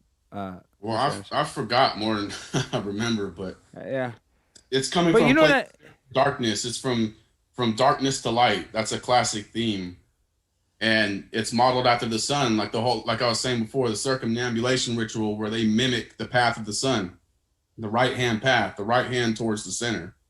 That way, you're going the correct way. You're going west by way of the south, and it's all allegory, because with these esoteric communities, it's about light represents the human intellect, because you can become God by any means necessary through the human intellect. So the ultimate representation of the human intellect is the sun. That's why it's a powerful symbol for them. And maybe some citizens think they're worshiping the sun, but esoterically, it's a representation of the ultimate human intellect. It's Luciferianism. What do you think about that, Micah? I would have to agree with that. Okay, what about the Book of Enoch? Mr. Anderson, what do you think about the Book of Enoch? So that's a lot. I think it's clearly astrological. And to me, it's always been kind of Gnostic beliefs, even because the Dead Sea Scrolls seem to be a hoax. I'm not totally positive about that. But even then, they claim that Enoch was written in like 400 BC or something. The thing about the Old Testament for me is, you know how like in flat Earth debates, people will debate about Aristophanes or Eratosthenes or whatever his name is and different Greek writers, how we don't even know if they really existed and there's no primary references for those Greek writers. We don't even know if Shakespeare existed. Primary reference, not one primary source for any of these Old Testament books, not one. We have primary references for Egyptian stuff, Sumerian stuff, and Babylonian stuff, but we do not have not one primary source for Old Testament stuff. What I'm saying is a lot of that stuff could have been backwritten by the Hellenized Jews, is what I'm saying. Micah, you seem to agree on that. What do you think about that, the Hellenized? No, I'm just letting him go. I like it. I know he's got all the good stuff. No, I know Mr. Anderson's got it all. I like it. So the Book of Enoch, though, I've always thought it seems like the Dead Sea Scrolls story, though, was kind of bunk to me. You know what I mean? What do you think about that, Mr. Anderson? Well, it's kind of like giving validation. Like, for example, King David, right? In Israel, they're trying to like find proof of King David and all this stuff. It kind of goes behind that and validating and trying to give primary reference. This is not primary reference, but it's trying to get closer to that. I don't know. It's a difficult thing because they say with the Ethiopians that they had it in there the whole time. And that's where it's at, is to learn more about the Ethiopian Orthodox, I think. Yeah, what's so important? Didn't you just talk about the Ethiopian calendar? Wasn't that you, Micah, saying they had the weird calendar? Yeah. So how is that? How are we both talking about Ethiopia? We never talk about Ethiopia on the show, and now we got two different guys making references Because you brought to up Ethiopia. Enoch. It's going to be tied together with Enoch because they still have it in their canon. They still have Book of Enoch in their canon, in Ethiopian Orthodox. So what is that? The first is that before Genesis? How does it actually? How does it? They claim it was written before Genesis, but that's what I'm saying. They even claim that it was written in 400 BC. But if it was written in 400 BC, how is it written before Genesis? And if Genesis was written by Moses, how is Moses later on in other books writing about his own funeral? It's weird. Well, what about Jesus? Hey, what about the Trinity? Go into the Trinity, because I was listening to Owen's stream for a minute, and he was going into it, but I didn't listen to the whole thing. Like, how is Jesus the Son of God if it says he sits to the right hand of God? Like, how can you sit to the right hand of yourself? Trinity is classic mystery school philosophy. It's in Babylon. It's in Egypt with Isis and Osiris, and then Semiramis and Nimrod. It's in the sun Tammuz or whatever. That's classic. I think it comes from sacred geometry myself, but that's very debatable. I would assert that it's mystery school philosophy, and that's why the mystery schools running the Catholic Church put it into there. Mary's basically Semiramis, like straight up. Why? The Church is Semiramis of Babylon. The Catholic Church is? The Mary. So I thought the Jesuits were like basically satanic. Were like basically taking over and is like a Luciferian. Well, no. So Ignatius, he went and prayed to the Black Virgin of Montserrat, which is Asherah, Semiramis of Babylon. He prayed to her for 3 days and dedicated his entire life to her before he started his work. So these people that ran the Catholic Church were no different than Babylonians. To put it straightforward, they're Gnostic Babylonian Jews that created the Catholic Church, straight up. Semiramis. Well, I believe it because I mean, Jesus came from Jerusalem. I mean, Jesus was a Jew. I mean, doesn't everything based around Christianity have to come from Judaism? I mean, that's kind of a misnomer. He wasn't a Jew. Okay. the word Jews kind of made up in 1775. I think the first attempt at it was Wycliffe in the 1300s when he put GYU, trying to name the person who was from the Judea. But a Judaite is different than a Jew. A Jew is kind of made up like a few hundred years ago. So it's kind of a semantic thing almost. When you talk about was Jesus a Jew, you know what I mean? Yeah, that's like not it was literal. Made up like 200 something years ago. Do you think they made that up to be anti-Semitic, to be anti-Jew? Well, they made Judaism and Jew up. It's just another word for Phariseeism. In the days of Jesus, they were called Pharisees. There was Pharisees and what do you call the other one? But the Pharisees came from Babylon. They adapted their religion to Babylon, right? So that's like Baal, Baphomet, all those Babylonian gods. Those are Pharisees? Well, Baal is a Hebrew. Yeah, I'm going to have to hop off. Okay, well, real quick, before you go, Micah, let me give you a proper outro. I want to say thank you for coming on the show. Did you enjoy yourself? Did you like the Conspiracy Castle? Yeah. Give me a Yelp review. I want a Yelp review right now. Yelp review. It was fantastic. Okay, well, that's not a very good Yelp review. You're not a great Yelp reviewer. But hey, Micah, you crushed it. I really enjoyed your presentation, and you left a lot on the table to perform. You left a lot of your performance out of your presentation, for lack of a better word. So I got to have you back on. Yes. I'm going to talk to Mr. Anderson here for a minute, so I'm going to let you go.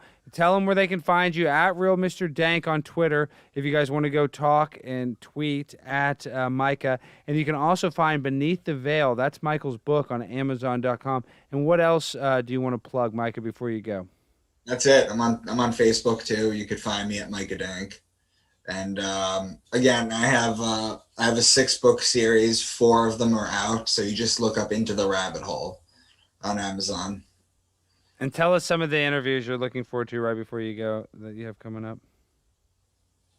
Oh, I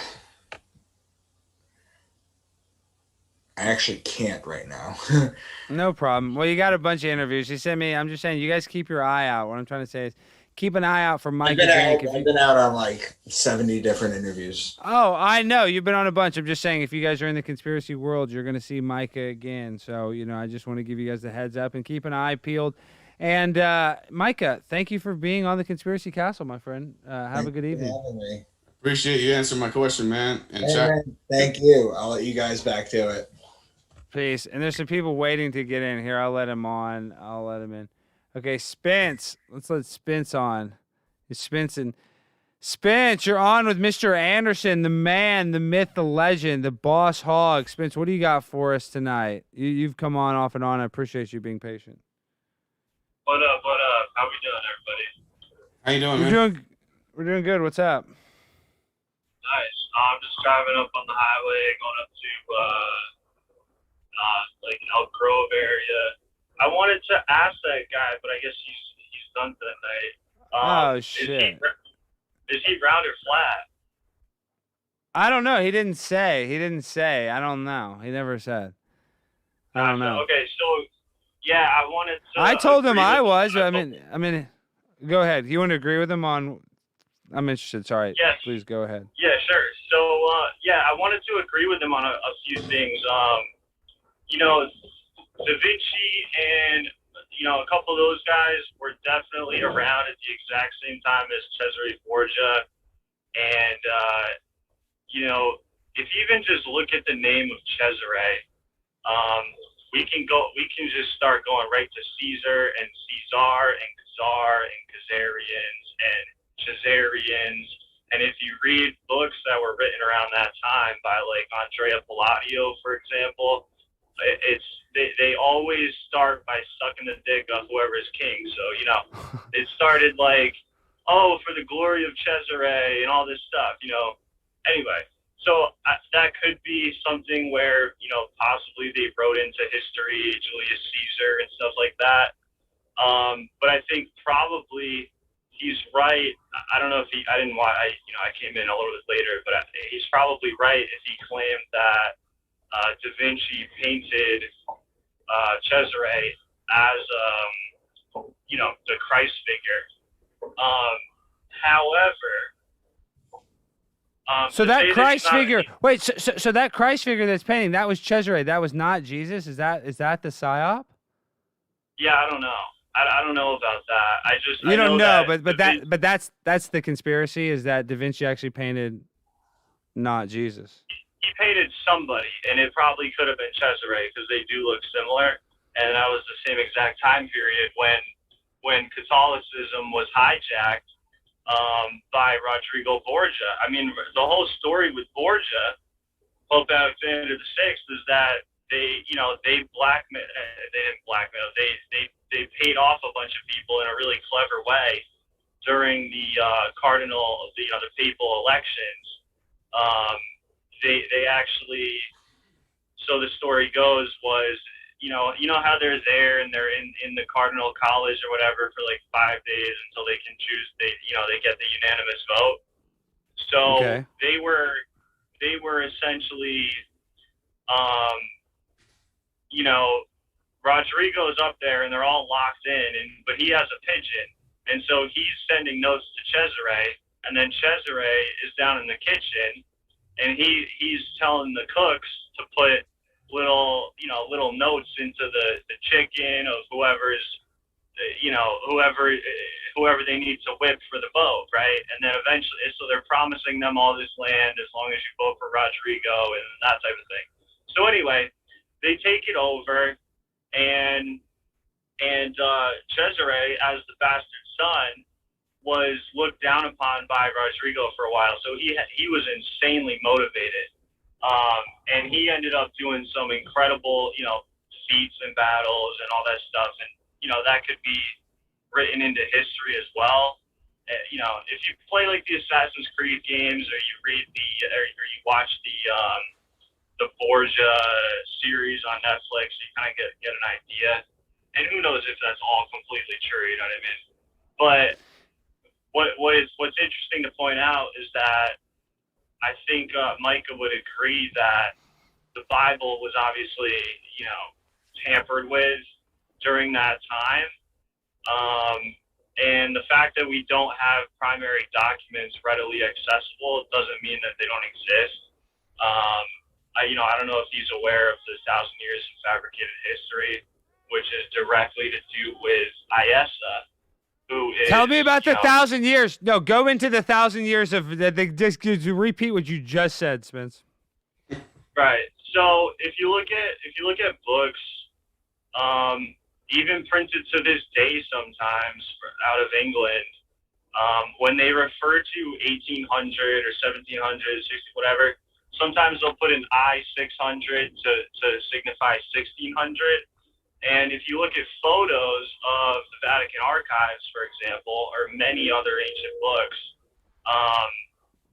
the genuine ones all state, they all have, I-600, I-700, I-800. And that has to do with, in the year of the kingdom of Iessa, 600. I-600, 700, 800, so on.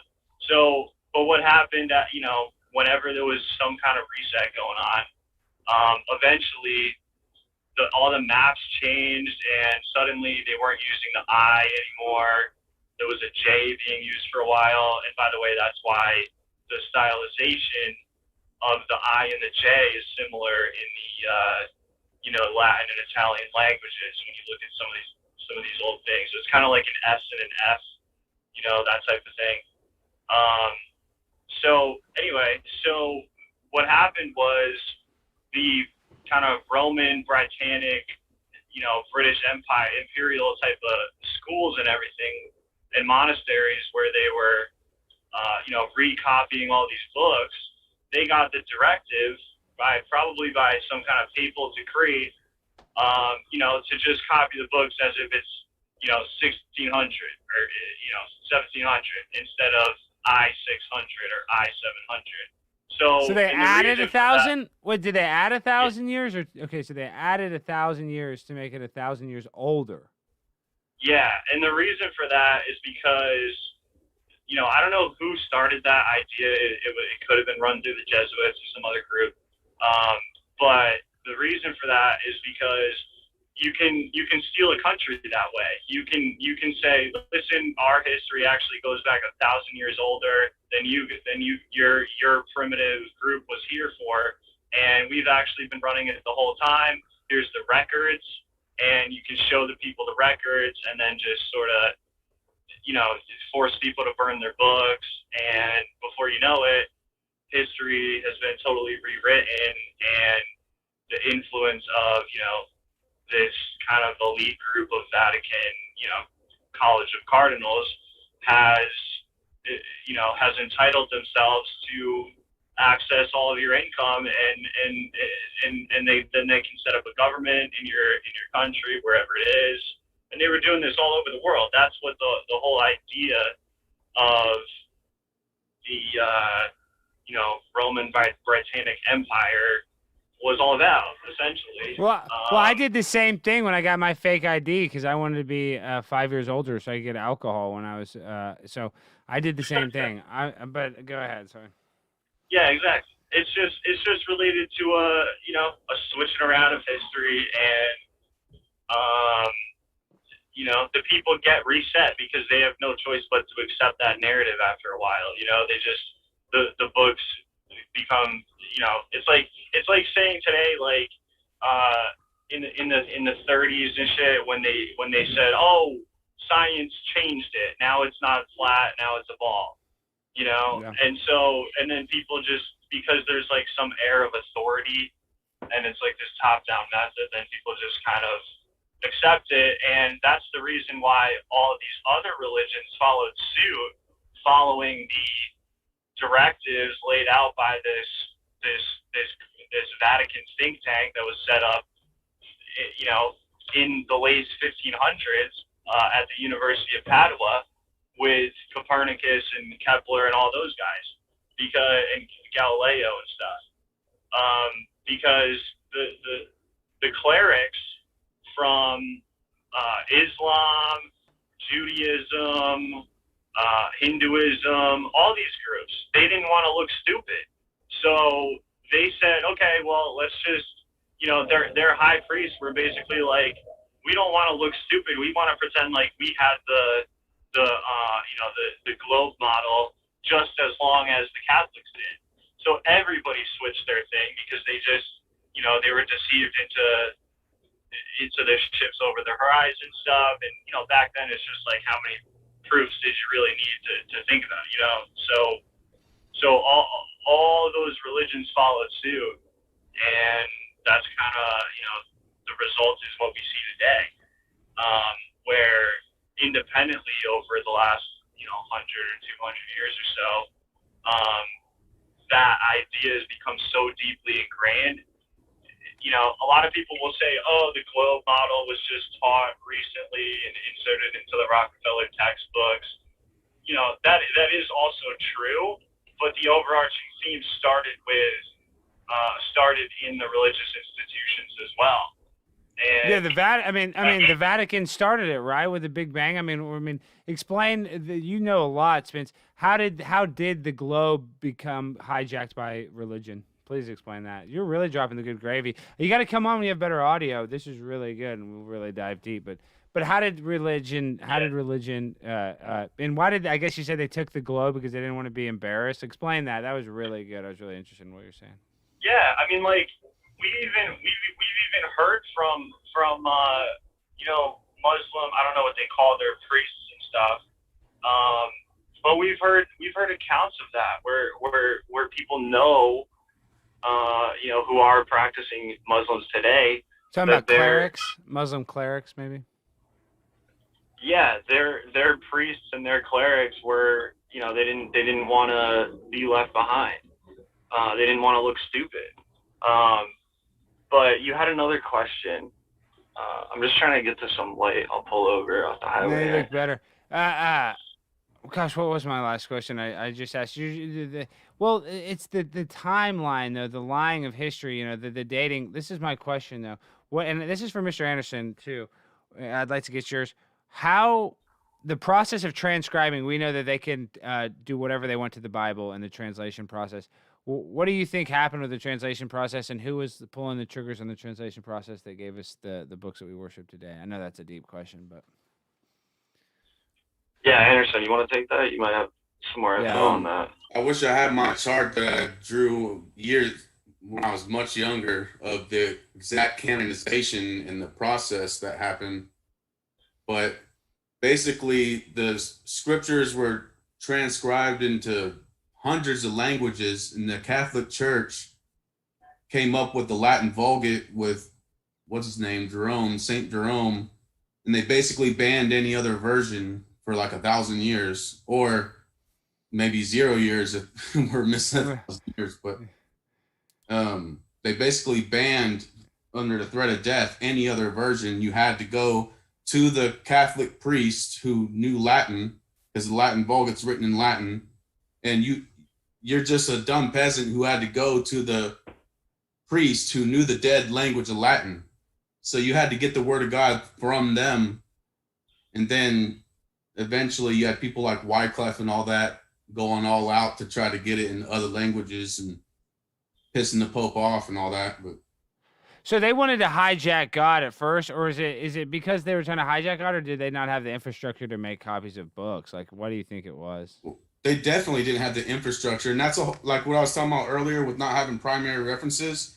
You didn't have like mass production of books till the Gutenberg.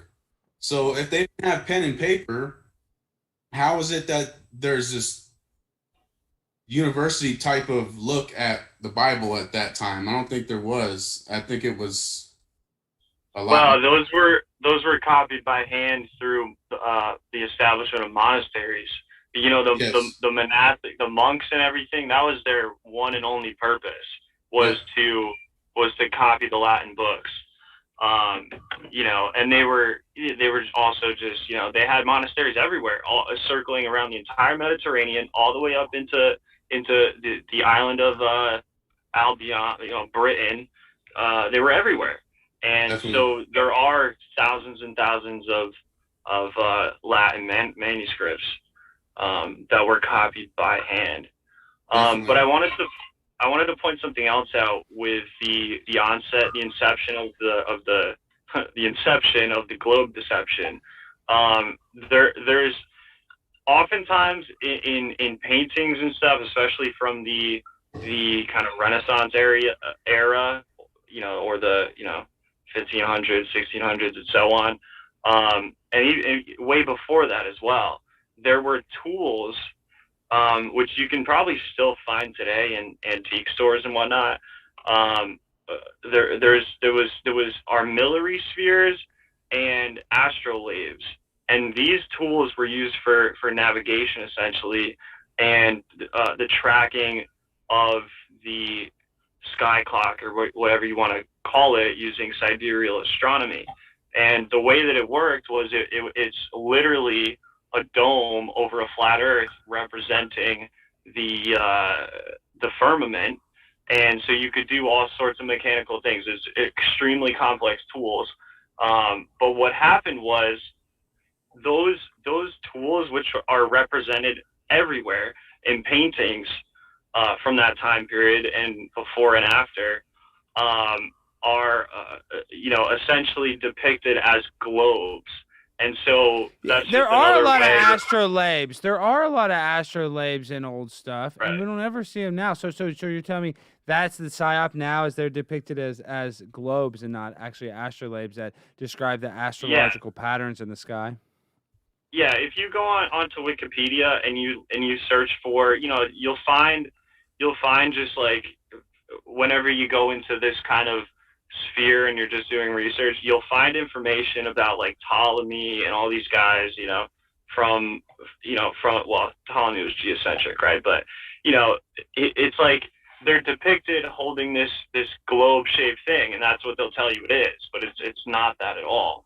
It's so can I ask you, that picture that they did of that painting, I mean, obviously, that they did of Pythagoras, where he's got the square or whatever, and he's got that globe thing. It's like a purplish globe. Are you saying that was sure? Yeah, probably. I don't know which painting you're talking about. I'd have to look at that, but yeah, probably. It's probably wasn't a globe. It was probably one of these. Well, no, complex. This is the picture. This is let me show you. This is it. You guys can see. He's got that what is that? Euclid. Is this the picture? Is this the picture? Is this the picture you're talking about? Yep. But that does look like a globe, actually. But that looks like a. That looks like a pyramid. Yeah, but I right. Yeah. But it looks like an astrolabe. That's not exactly. You found that quick. Let's see, astrolabe in Renaissance or in old paintings. That's easier. Too that they would do that. No, I don't see it. But the astrolabe is, I mean, the fact that we even had that device is insane. You know what I mean? It's like the fact that they were able to do that. I don't even know what it does. I don't even know what it does, to be honest with you. I just know that they exist. That's an interesting thing to look into. I think it predicts the equinox or the eclipses, I believe. Yeah. Let's see what an astrolabe does. Star mechanism and all that. Yeah, let's read the definition of an astrolabe. Astrolabe Wikipedia. Hold on. You guys are both, you guys got the. Oh, now it's showing me some freaking thing. Okay, here. The astrolabe is an ancient astronomical instrument that was a handheld model of the universe. Its various functions also making the. Here, let me show everybody in the thing so they can see. I'll do this. I'll read it real quick just so we know. Its various functions also make an elaborate inclinometer, and an analog calculation device capable of working out several kinds of problems in astronomy.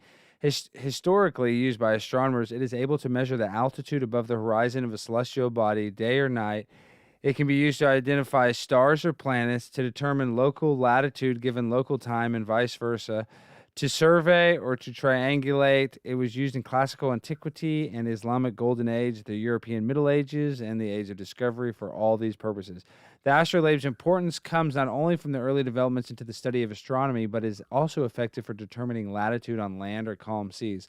Although it is less reliable on heaving deck of a ship in rough seas, the mariner's astrolabe was developed to solve that problem. So now they have one for the ship, and it's kind of, it's built on a gimbal, basically. Around 1482. That's around that era. Like they're saying this one's from 1282. Yeah, I mean, to me, this is something that's to keep track of the stars and Polaris or something as you're circling around.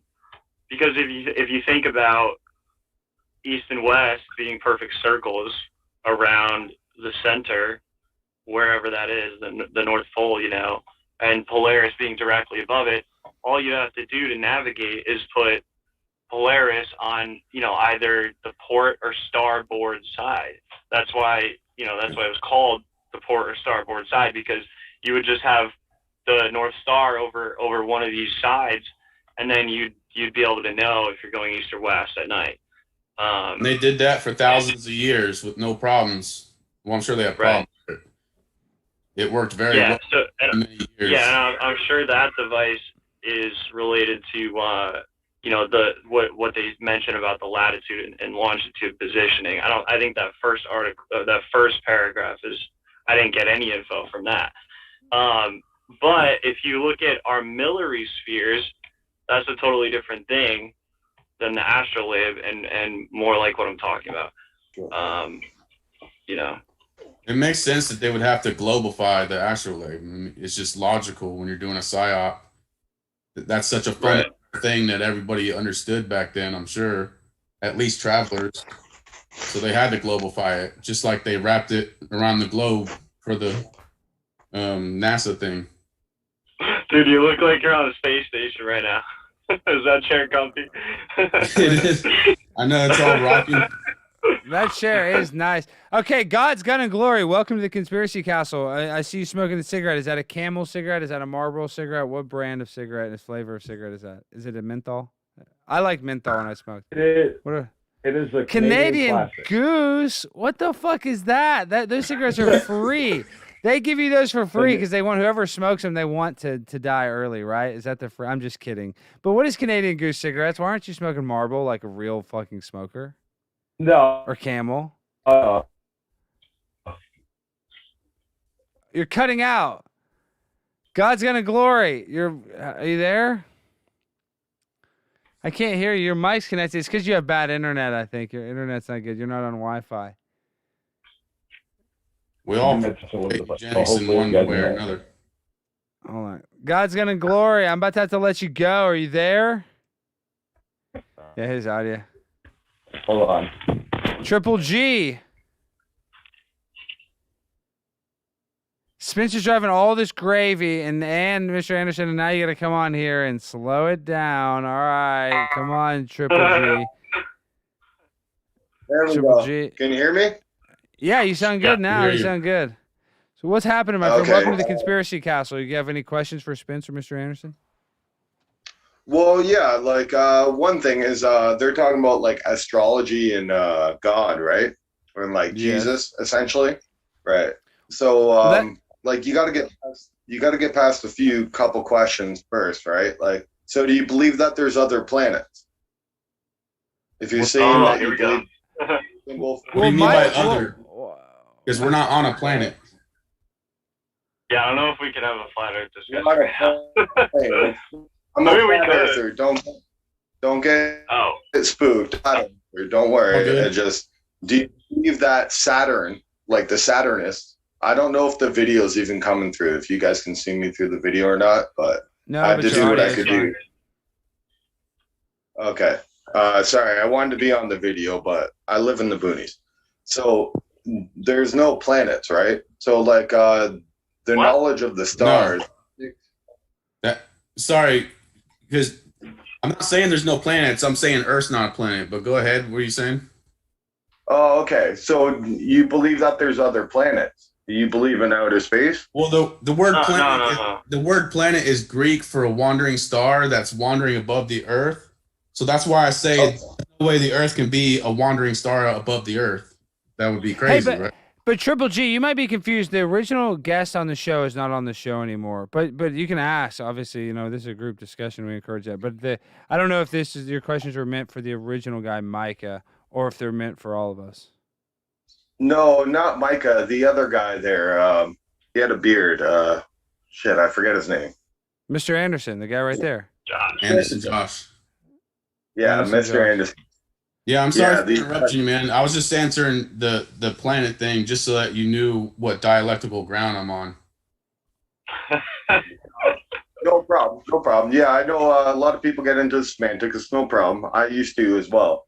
But I know where you're coming from. It's kind of an atheistic, agnostic position. I'm not putting a label on you. It's because I know where I came from. I was raised agnostic. So how is that? How is it atheistical material? Because you're refuting that God, or not God, sorry, because I don't believe in the Trinity.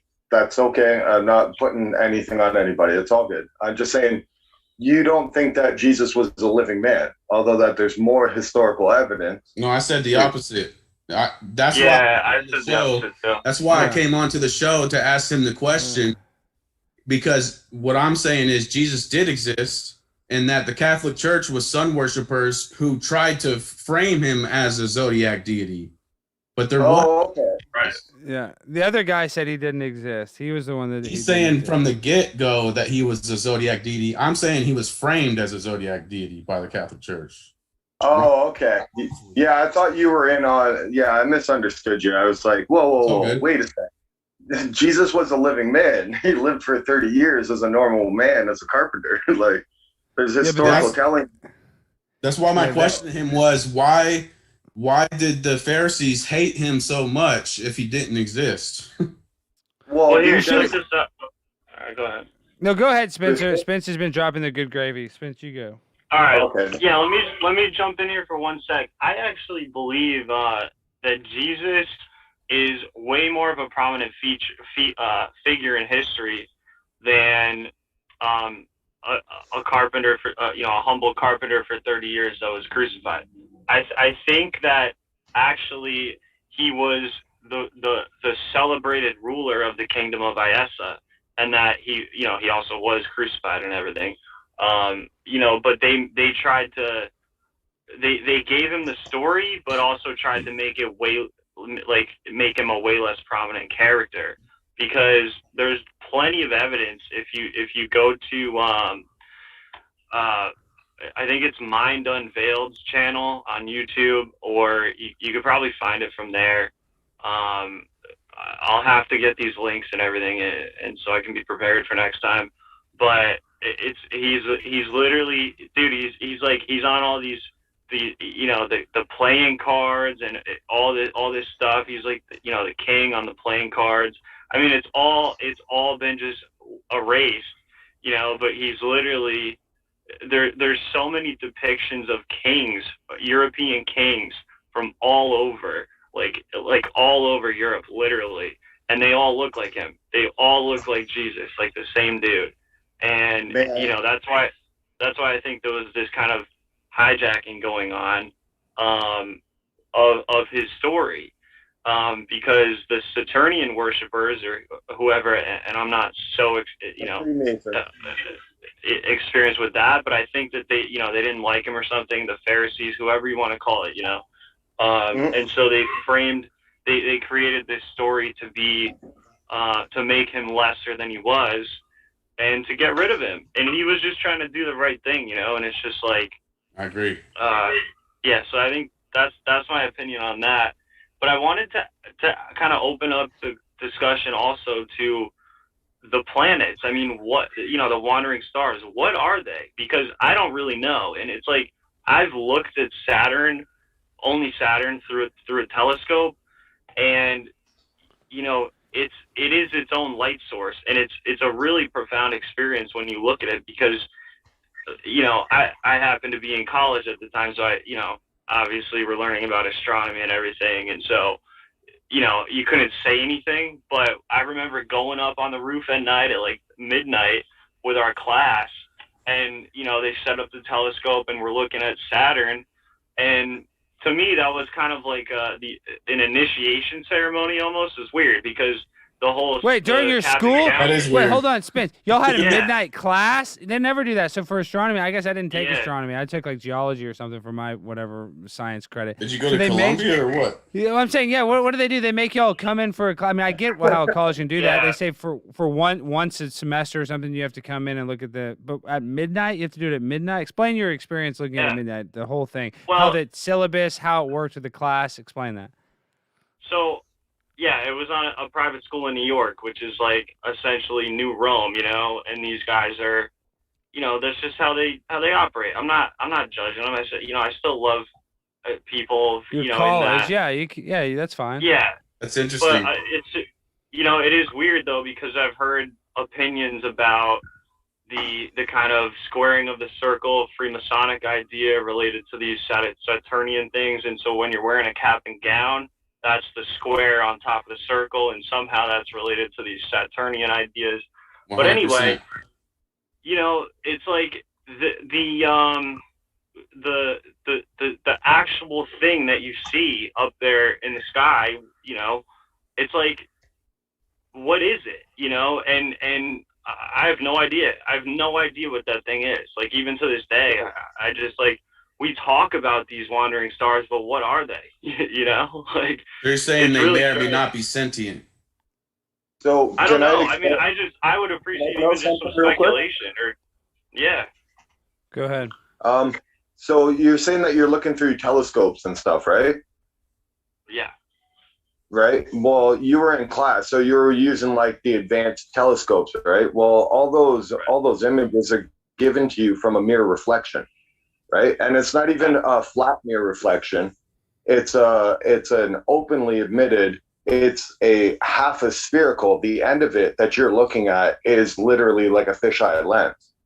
And you look at the inners of any high-powered telescope that they point out to space, is literally a fisheye lens mirror at the bottom of it, and once it comes through, you're seeing the reflection of that. So they literally are omitting very admittedly You can look at the inners and the diagrams of how they build these high-powered telescopes that they're claiming to be able to see the roundness of these planets is literally a fisheye lens-shaped mirror that you're coming into the tube. I think what you I've mean never is seen that the image is being inverted by. I've never even seen that. When you real quick, everybody, when you look at a star, it just looks like a light flickering. Though I've never seen a picture. I've never looked at a star. Not Saturn. Ball. Saturn looks when you put it through their high-powered telescopes, it's got a fisheye. Saturn does look beautiful. Yeah, call it a polished stone, but it's a mirror. Regardless, it's literally a concave mirror object at the bottom of it, and your eye hole is looking down through, and you're looking at a fisheye mirrored lens that is reflecting the star at you. So of course it looks round. You're looking through a fisheye lens. And so we can't trust it. We can't trust what we see in the telescope. You're saying, right? Well, anything with a fisheye lens, you can magnify things without making a bubble shape. That's not a necessity. The only thing that makes the bubble lens or fisheye lens, or whether you're using a mirror lens, because if you can buy a really decent telescope and you can look at the moon, but it's going to have rounded lenses. There's no reason to have rounded lenses for magnifying. Otherwise, our eyeglasses that we see with would also have rounded lenses. Why don't they? So actually, you do need a concave lens in order to open up that space. We're not claiming that there's a fisheye lens inside all telescopes that make planets look like they're a ball. Nobody's claiming that. I'm an avid gun shooter. At the end of my scope, at the end of all my scope, right? Not the one that I look through with my. At the end of it is a fisheye lens. But nobody's saying that we see. That's why they look round. Nobody's saying that. And nobody's claiming that. I'm just pointing out why you can look through, for other people that aren't flat earthers, why you'd look through a high-powered telescope that the government built, that they're seeing these spherical objects because you're literally still looking through a fisheye lens, right? If you put a fisheye lens at the horizon, it can look curved, but it's not. So what do you think Saturn is? I agree with that. Speculation-wise, what do you think it is? Yeah. Out there, I don't have an absolute. Nobody can go there, right? It's the water. Speculation-wise, I mean. Yeah, what would you guess? Speculation-wise, I believe that the realm that we live in is determined by buoyancy, fluid dynamics, viscosity, and density, all relating to liquids. So the water is more dense and more viscous and less buoyant than what we breathe. What we breathe we think is dry air, but we know there's rain. We know there's humidity. There's moisture in the air. What we're living in, like the fish doesn't know it's living in water. You know what I mean? You pull the fish out of the water. We all live in a medium. Yeah.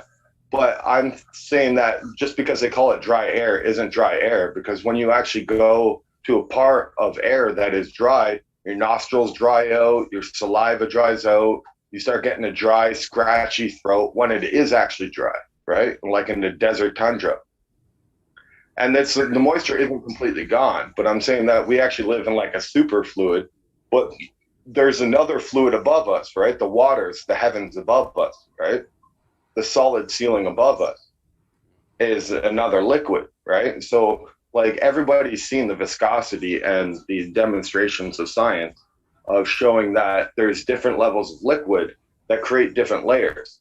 And within those layers, there's different pressures, right, of the liquid. So you're just calling it all liquid with different... Yeah, what you're breathing right now is liquid. The fish doesn't perceive what it's breathing as liquid. Well, yeah, you know I would agree with you if we're just going to call it all liquid, yeah. Water, that's its environment, right? Like, so flight can even be explained. With what I'm explaining, it can actually defeat all the ball earthers' gravity and all the magical phenomenon. All of it can be defeated with stuff that can be proven, repeated scientifically, and tested over and over again, which also supports the Bible and God, because I'm a firm believer in God. I started atheism, agnostic, moved my way up. Well, it started agnostic to atheism, because then I got pissed off because I started kind of realizing God was real, and I was like, well, but there's people dying. The victim narrative will keep you trapped in atheism. As soon as you beat victim narrative, you realize, well, yeah, there's a creator. Like you look at a building, something's built. There has to be somebody who planned to build that, right? So you look at, if you find a Rolex in the woods, it didn't evolve. Someone made it. Exactly. Evolution, all that crap is nonsense, right? But I'm not trying to push. I'm just saying, like, I've went one step further. Like, people still want to call this air, but like the people who made air are the same people. Calling it air and gases are the same people who created the heliocentric model. So you're saying it's a spell that's been cast on us to think of it as air. Is that what you're saying? Yeah. Well, air isn't dry, right? We know what humidity is. We know what rain is. Like, then people point out like a twister or a tornado, right? Well, do you not know what a whirlpool is? Does pressure not get more intense the deeper you go down into the ocean? Right? So people are like on ground level. Well, the air pressure is 14 point something or whatever, the background pressure at sea level. And then you go higher up into the altitude, and it does get a little bit less. That is observable. We can tell that with measuring devices that we have of pressure, right? But that doesn't prove nothing. That just proves that fluid, that buoyancy overrides gravity, right? Toss a log of wood into the water. It floats on top. It weighs 300 pounds, but it floats on top. Like, oh, but the gaseous airs. Who taught you there was gases? Who taught you it was dry molecules? Saying there's no gas? Well, not breathing gas. What you like oxygen and stuff like that. I'm not saying those things don't exist. I'm just saying that they're not like they're you're not saying dry. It's vaporized fluid, essentially, right? Yeah, the fish doesn't see liquid when it swims. You know what I mean? When you pull it out, it starts suffocating. But it's the fish doesn't. And when you pull the fish out, it has liquid protecting its eyes from what we call dry air. So we could technically be underwater. Compared to something that's in altitude of 30,000 feet up, or something 120,000 feet, whatever it is, whatever's up there that we don't know. Yeah. But that's semantics, right? Relative to that, we could be technically like underwater, basically. Yes, 100%. There is no reason why what we're breathing can't be water, because there's everything inside an ocean or a lake or a pond that breathes ocean water or pond water or fresh water all breathes that, and they don't know that that's liquid, right? Well, but a lot of fish go. But a lot of fish, but some fish jump out of the water. Like there's fish that go in water and out of water. Yeah, I mean the functionality of a gill is to remove oxygen from the water. Yeah. But that seems like semantics. Like, what is the purpose? Because I hear what you're saying, and I agree with like behind what you're saying, but what is the, like, if I just want to say, hey, the liquid we're living in, I'll call air, just for reasons of conversation. What is wrong with that? What is the semantical reason for the differentiation? The label doesn't have to change. Like gas doesn't have to change. Like that label doesn't have to change. As long as you understand that it's subjected to buoyancy, which completely defeats gravity in every way, shape, and form. It's measurable, it's scientifically provable. And then you got and then you got viscosity and density. And I'm drawing a blank on the fourth one, but with all four of these tools that we all got taught in basic high school education, it literally explains what we live in. Like blow an air of smoke out of your lungs and what do you think the planets are, though? What do you think those are? Just kind of well, I believe in the heavens, like that there's like an actual heaven, you know what I mean? So the most likely thing I would say is luminescence. I do watch Crow and stuff like that, like Crow 777. So like the lunar wave is a thing. It was observed, and it wasn't just observed by one person, it was observed repeatedly. It's hard to produce inside an experiment because you want to use dry gases. If you use liquids, it's very easy to repeat that. It's a wave. Okay. Hey, let me bring on Harmon real quick, and because we got to actually wrap this up in the next 10 or 15 minutes. Is in the morning, I'm speaking at the Dallas City Hall again. I gotta, so I gotta get ready for that. But Harmon, I'm sure you love all this gas planet shit talk, right? You love. You know me already. Oh, Harmon's back. Yeah. Who's talking about the gases? This Me. guy. Yeah, I told you a few times, Harmon. You have? Do you guys fight in the chat? I don't know. No. It was when you were talking to RV the first time I seen Harmon, and then I was trying to explain a few different things because he was talking about the noble gases, right? And at first, I took Harmon as Harmon was telling me that I thought he was trying to defend the ball Earth, trying to say that like that humans make helium and stuff. But I misunderstood him.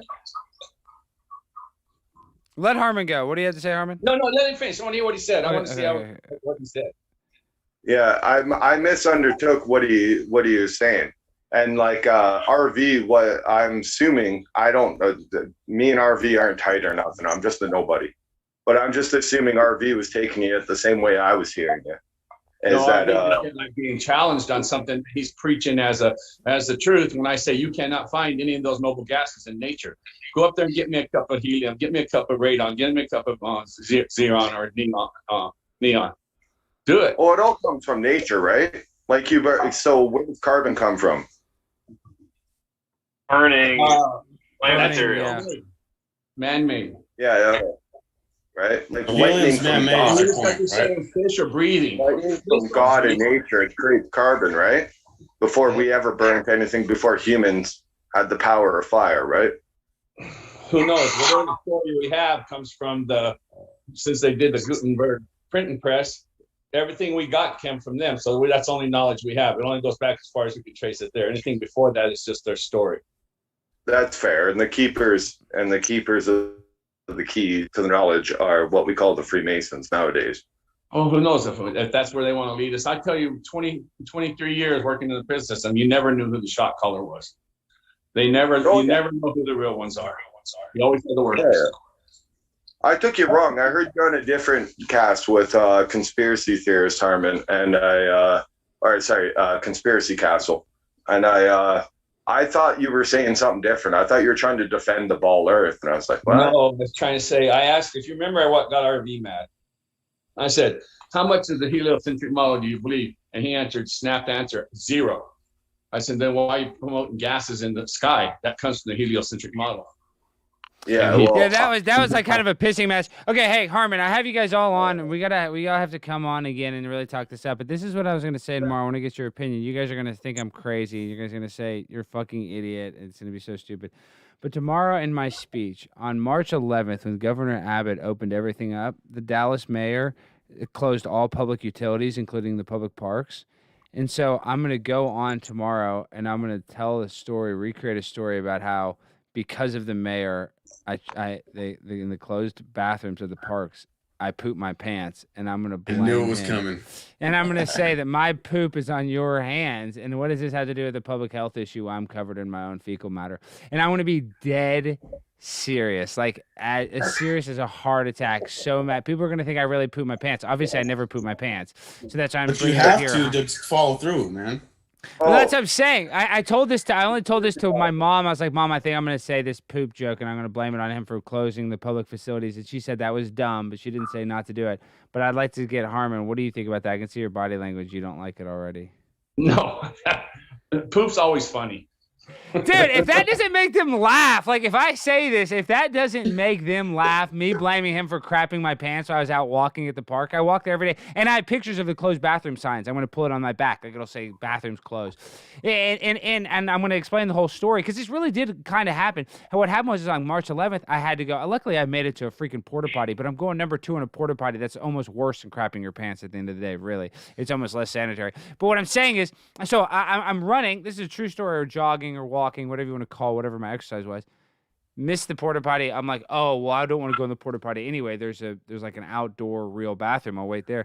I go there. The men's side is locked. This is real locked. So I'm like, oh well, maybe there really are repairs. So I go to the women's side. The women's side is locked. So now I'm freaking out. I'm running. I'm sprinting.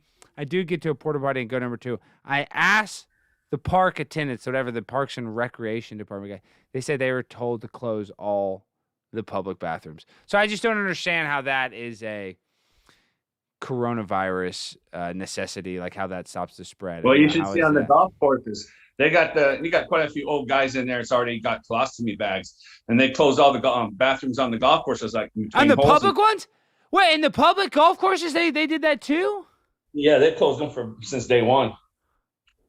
So you imagine all those men that have the colostomy bags and stuff. They usually after every 4 or 5 holes have to go empty it, and they close the. And you got the ones at the golf course it's open, but on the course you always have 2 or 3 on the course, and they closed all those day one. That's what I'm saying. See, that's such bull crap. Those outdoor bathrooms, how does that stop the spread of a virus? Like, I get it, but it's more sanitary to be able to have access to a clean restroom than worrying about the effects.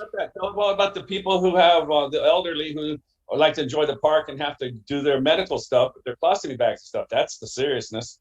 I'm gonna talk. Yeah, I'll talk about colostomy bag. I'm gonna be dead serious because hopefully it'll go viral. As man complains to mayor for shitting his pants, and then we'll get some attention, and then the conspiracy castle. We can tell people the shape of the earth once they come here and they start listening. A lot of people are like, oh fuck, what do you guys think the shape of the earth is? I can tell new people freak out when they realize that we don't live on a ball earth. But okay, so let's wrap. Okay, go ahead. I want to say this. Everybody have our thoughts because we're gonna wrap it up. I gotta go soon, but go ahead. Go ahead. The guy, Beardy, say your name again, sir. I didn't get it. The one with the gases. Triple G, God's Guns of Glory. You can call him Triple G. Yeah. That's my YouTube channel.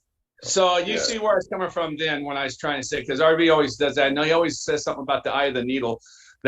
So he telling rich man can't go because camel can't go through the eye of the needle.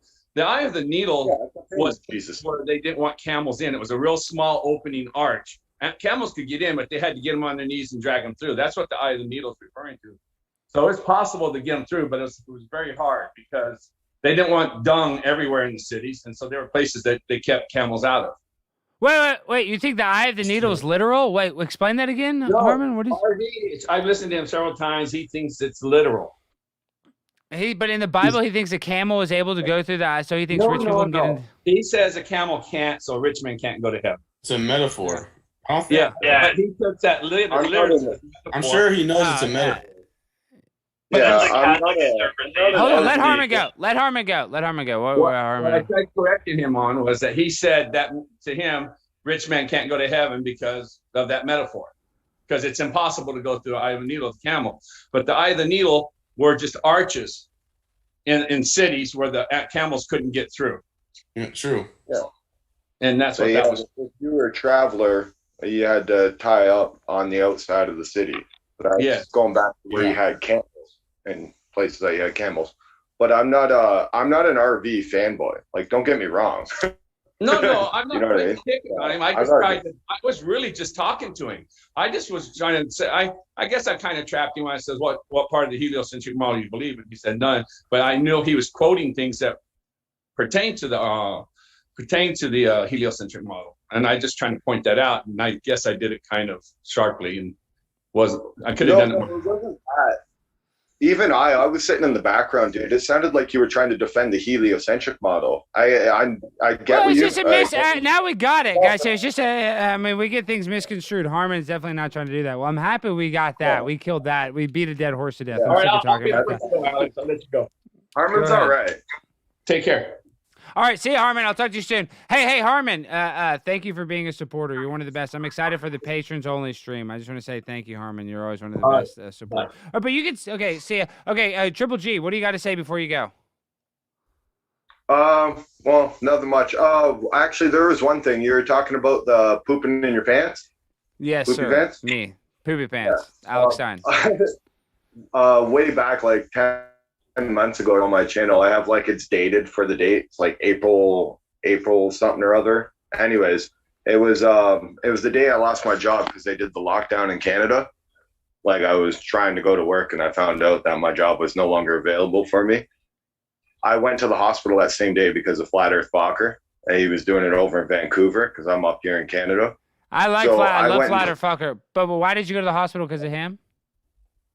Well, I needed new EpiPens. So I had a reason. I didn't just go for no reason. So I actually went in to get triaged and stuff, and I got kicked out. I'm not promoting my channel. I don't care. Don't watch it. Oh, you're saying you went there without a mask. No, you watch your channel. God's Gonna Glory. Is that how they find your channel? No mask requirement. There was no mask requirement yet. I just went in to get checked into the hospital to get a new script for EpiPens because they won't give us our EpiPens without, because I'm deathly allergic to bees. It's all in my video. It doesn't matter. Don't watch it. It's all good.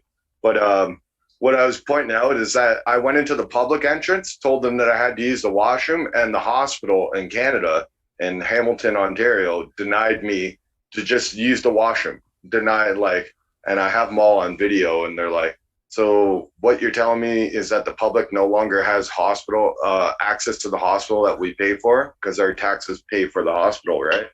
And the chick's like, yeah, we're not allowed to let you in, blah, blah, blah. And I just let it go. So I had to go over to the emergency section to start getting checked in. I had to get triaged before I could use the washroom. Without that chick, that's bullshit.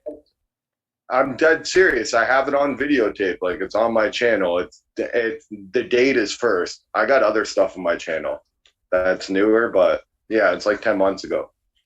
Wow. They don't even want to let you take a crap in Canada. Good for them. Okay. All right. Nothing would let you use the washroom. Well, watch. I'm going to be live streaming tomorrow. Tomorrow we're going to have enough poop jokes. We got to wrap up the poop jokes for tonight. We're going to have the audio-only version for the podcast on Apple Podcasts and Spotify. So I just want to keep it succinct so somebody that's listening to just the audio part, it's not just a bunch of poop talk. We'll wrap that up. Okay, Triple G, I'm letting you go. I want to talk to Spence and Mr. Anderson before I go. Thank you for coming on. Yeah, no problem. The other man. Okay, Spence, now you're last, or you came on before. What do you got for us last? Sure. So let me just make a quick comment about the scripture related to passing a camel through the eye of a needle. If you look into the translations, of the different texts, and you do some comparative analysis, you'll find that the plain Aramaic Bible in plain English translation is actually the passing of a rope through the eye of a needle, not the passing of a camel through the eye of a needle.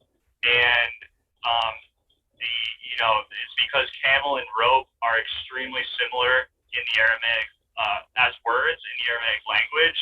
So that's I assume that's Wait, probably so where how would that work for rope though? It's easier for rope to get through a needle than. It's easier to pass a rope through the eye of a needle than a rich man to enter the kingdom of God or something, kingdom of heaven. And that seems a lot more reasonable than saying, this confused interpretation where they say it's easier to pass a camel through the eye of the needle, blah, blah, blah, blah, blah. However, there's a Catholic priest who made an interpretation by saying that essentially the eye of the needle was the gate of some city. And so if you take a camel with a bunch of it's packed with a bunch of packs on it, a rich man's riding a camel wouldn't be able to get through this gate because he's got too much shit with him. But if you just have just the camel, then you could. It honestly makes no sense. And I think that's one of the main reasons why the Aramaic Bible in plain English is one of the more accurate interpretations that we have in translations. But again, it doesn't really matter. It's just, I just wanted to point that out because I think that probably all of the translated Bibles that we have are missing certain things anyway from whatever older text there were. But yeah, so I just wanted to say that, and then in closing, come join us on tartarynova.com if you guys want to get involved and do research. I'll keep pitching that every say time. It better. Say it again. Say the website more clear. You kind of cut out. Yeah, tartarynova.com. It's Andreas Exertus's website, and he's going to be doing monthly interviews on Sam Tripoli now. If you guys haven't watched that podcast or listened to it yet, it's on Apple Podcasts, and it's amazing. He's an amazing guy. Like, you guys think I know some information, or I'm dropping the gravy or whatever, but you know, he's on the next level. So yeah. Awesome. Okay, well, shit, dude, you really did drop some good information. I really like your perspective, and it's always a pleasure, Josh. I mean, Spence. I said Josh. I'm just looking at Josh Anderson. Thank you, Spence. You're the man. See ya. Thank you. Okay. Thank you. Okay, and there's only one, Mr. Anderson Josh. What is going on? What is the last thing you want to say? Leave us with today. Yeah, I'll be quick. I was gonna say good luck with that thing tomorrow, and to really sell it, you gotta wear some khakis and really go all the way, man. If you're gonna. Yeah, but I'm talking about a past story that I shit my pants because he closed the parks. Okay, you know what I mean? But see, but this is how I can fake it. This is what I'm saying. This is how I can fake it. Is I can pull up behind me a picture of khakis with shit in them. Should I do that? I mean, is that too much? Like, just show a picture of Zulu from the waist down, and you know. That's what I'm saying. I'm gonna do the Zulu. I'm doing a real Zulu. I'm gonna actually put it into the ether. Like, I'm really gonna do it publicly. And I know it's gonna sound absurd, and people are gonna say, "Alex, you're a fucking idiot. Why would you even lie and say you pooped your pants to a city council meeting to the mayor of your own city?" But let me tell you something. I think it could change, you know, the landscape of our reality for the positive. You know, I know that sounds crazy, but I actually do think an interesting catalyst. Every little catalyst helps. Like that, I was just thinking about that. Like, what was I mean, obviously it was God that breathed life into earth, but it's like, you know, what is energy? You know, what is that? It's like how he's saying, you know, the liquid, how do I explain this? They showed a cord that was so thin. They said, this is what broadband internet is. So it made me think, like, what is the internet? Yeah, I mean, well, what is inside that? What is the energy? Like, what is electricity? What gives me my, you know, like, what is the tangible thing to be able to touch it? And I guess they have lightning in a bottle or whatever. They have transformers that hold energy, but like, what is it holding, you know? It is interesting.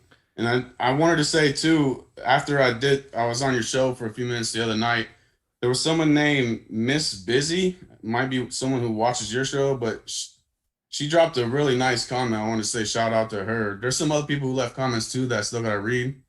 But I wanted to give a shout out to her for she said she binge watched my whole eugenics series and all that. But one of these times I'll have to come on here and do a presentation of either eugenics. Yeah, do a proper one. Hey, real quick, I'm gonna cut you off. We'll do it next week. You know what I mean? I mean, today is freaking Tuesday. We'll do it next Tuesday. You can come on. You'll be a guest and do a proper presentation. How about that?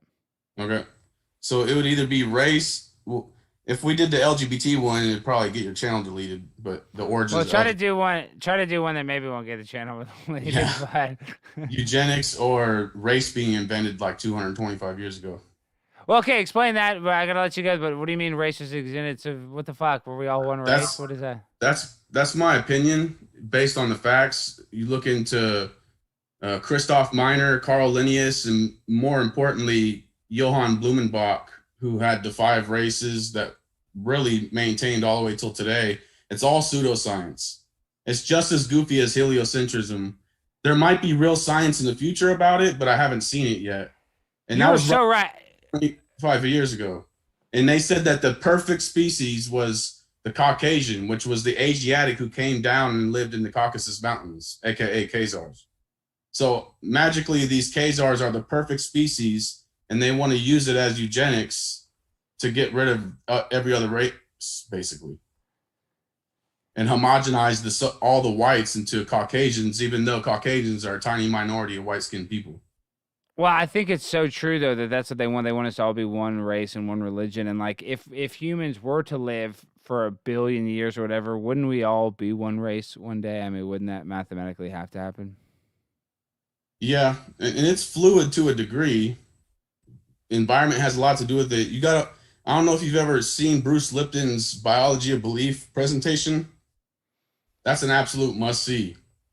I want to see it. What is it? And what say that? What is it? It's called Biology of Belief, Bruce Lipton. So you still have to verify everything he's saying, of course, just like with anything in life.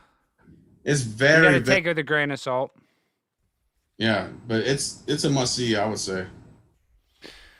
But well, I'll figure something out, and I'll come on and do some kind of presentation. Yeah, if you figure out what you want to do. But actually, I was just thinking next Tuesday, that's the day before my patrons only stream. Guys, please, if you guys want to support me, join the Patreon for $1. I'm doing a patrons only stream March 31st. So maybe we'll do it before. Maybe we'll do it because not that Tuesday. Tuesday, I'll be like, I'm going to stream, but I'll be like a pre-stream for the show. So maybe we'll do it like Monday or Sunday. I'll send you a message. Okay. Will you put your email and will you comment your email or something? Yeah. Or could just comment. In that last video, I put my email. It's AndersonJosh25@gmail. AndersonJosh25 right there. Trouble getting into my Gmail and YouTube. That's the only reason I could join tonight is because you dropped the link in DLive.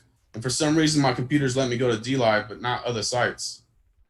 I know why. It's because they freaking don't want you looking up the shit you're looking up. You know, that's the thing. Well, no, it's funny. We laugh about it. But, dude, Facebook has it now where they can stop you from posting before you even post hate speech. Like they know what keystrokes you're typing. So to think that they don't know or they want to shut down your Google, that's so easy for them to do. That's like, boop, a button. You know, your shit doesn't work. So yeah. It's a very world we live. Well, anything else you want to say before I let you go? I'll leave it at that. Because I could go on and on about stuff. So I know, and I'm gonna have you on. We're gonna do a proper presentation, and man, you really dropped a lot of good info. I always appreciate you coming on. Thank you, my friend, and I'll talk to you. I appreciate you letting me on. Hey, talk to you soon. Peace. Thanks. All right, guys. What a show for all my people here playing at home. What a show. Let me try to get the screen right. If I can get everything right. Sorry. I want to say thank you to Micah Dank, at Real Mr. Dank, if you guys want to go follow him. But I just want to say, you know, what a show. What a show. Couldn't have done it without you guys. You know how we end every show, though. We got to shake that ass. Let's go. Let's go.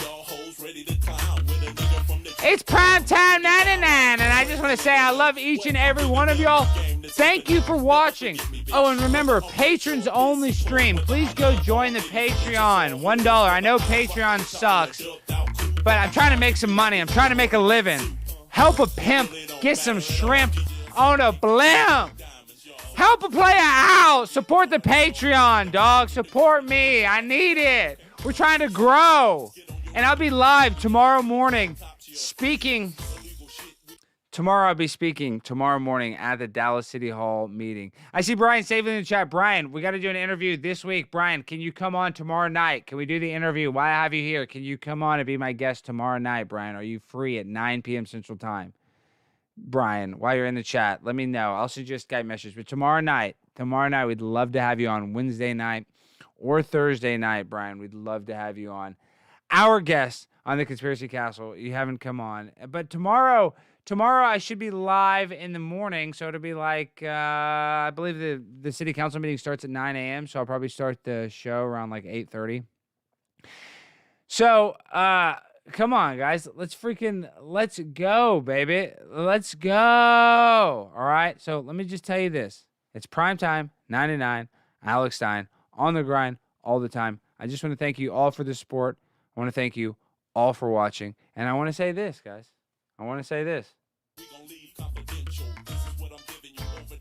You remember, you got to shake that ass, baby. You got to shake that ass a little bit. Peace. I love y'all. Good night.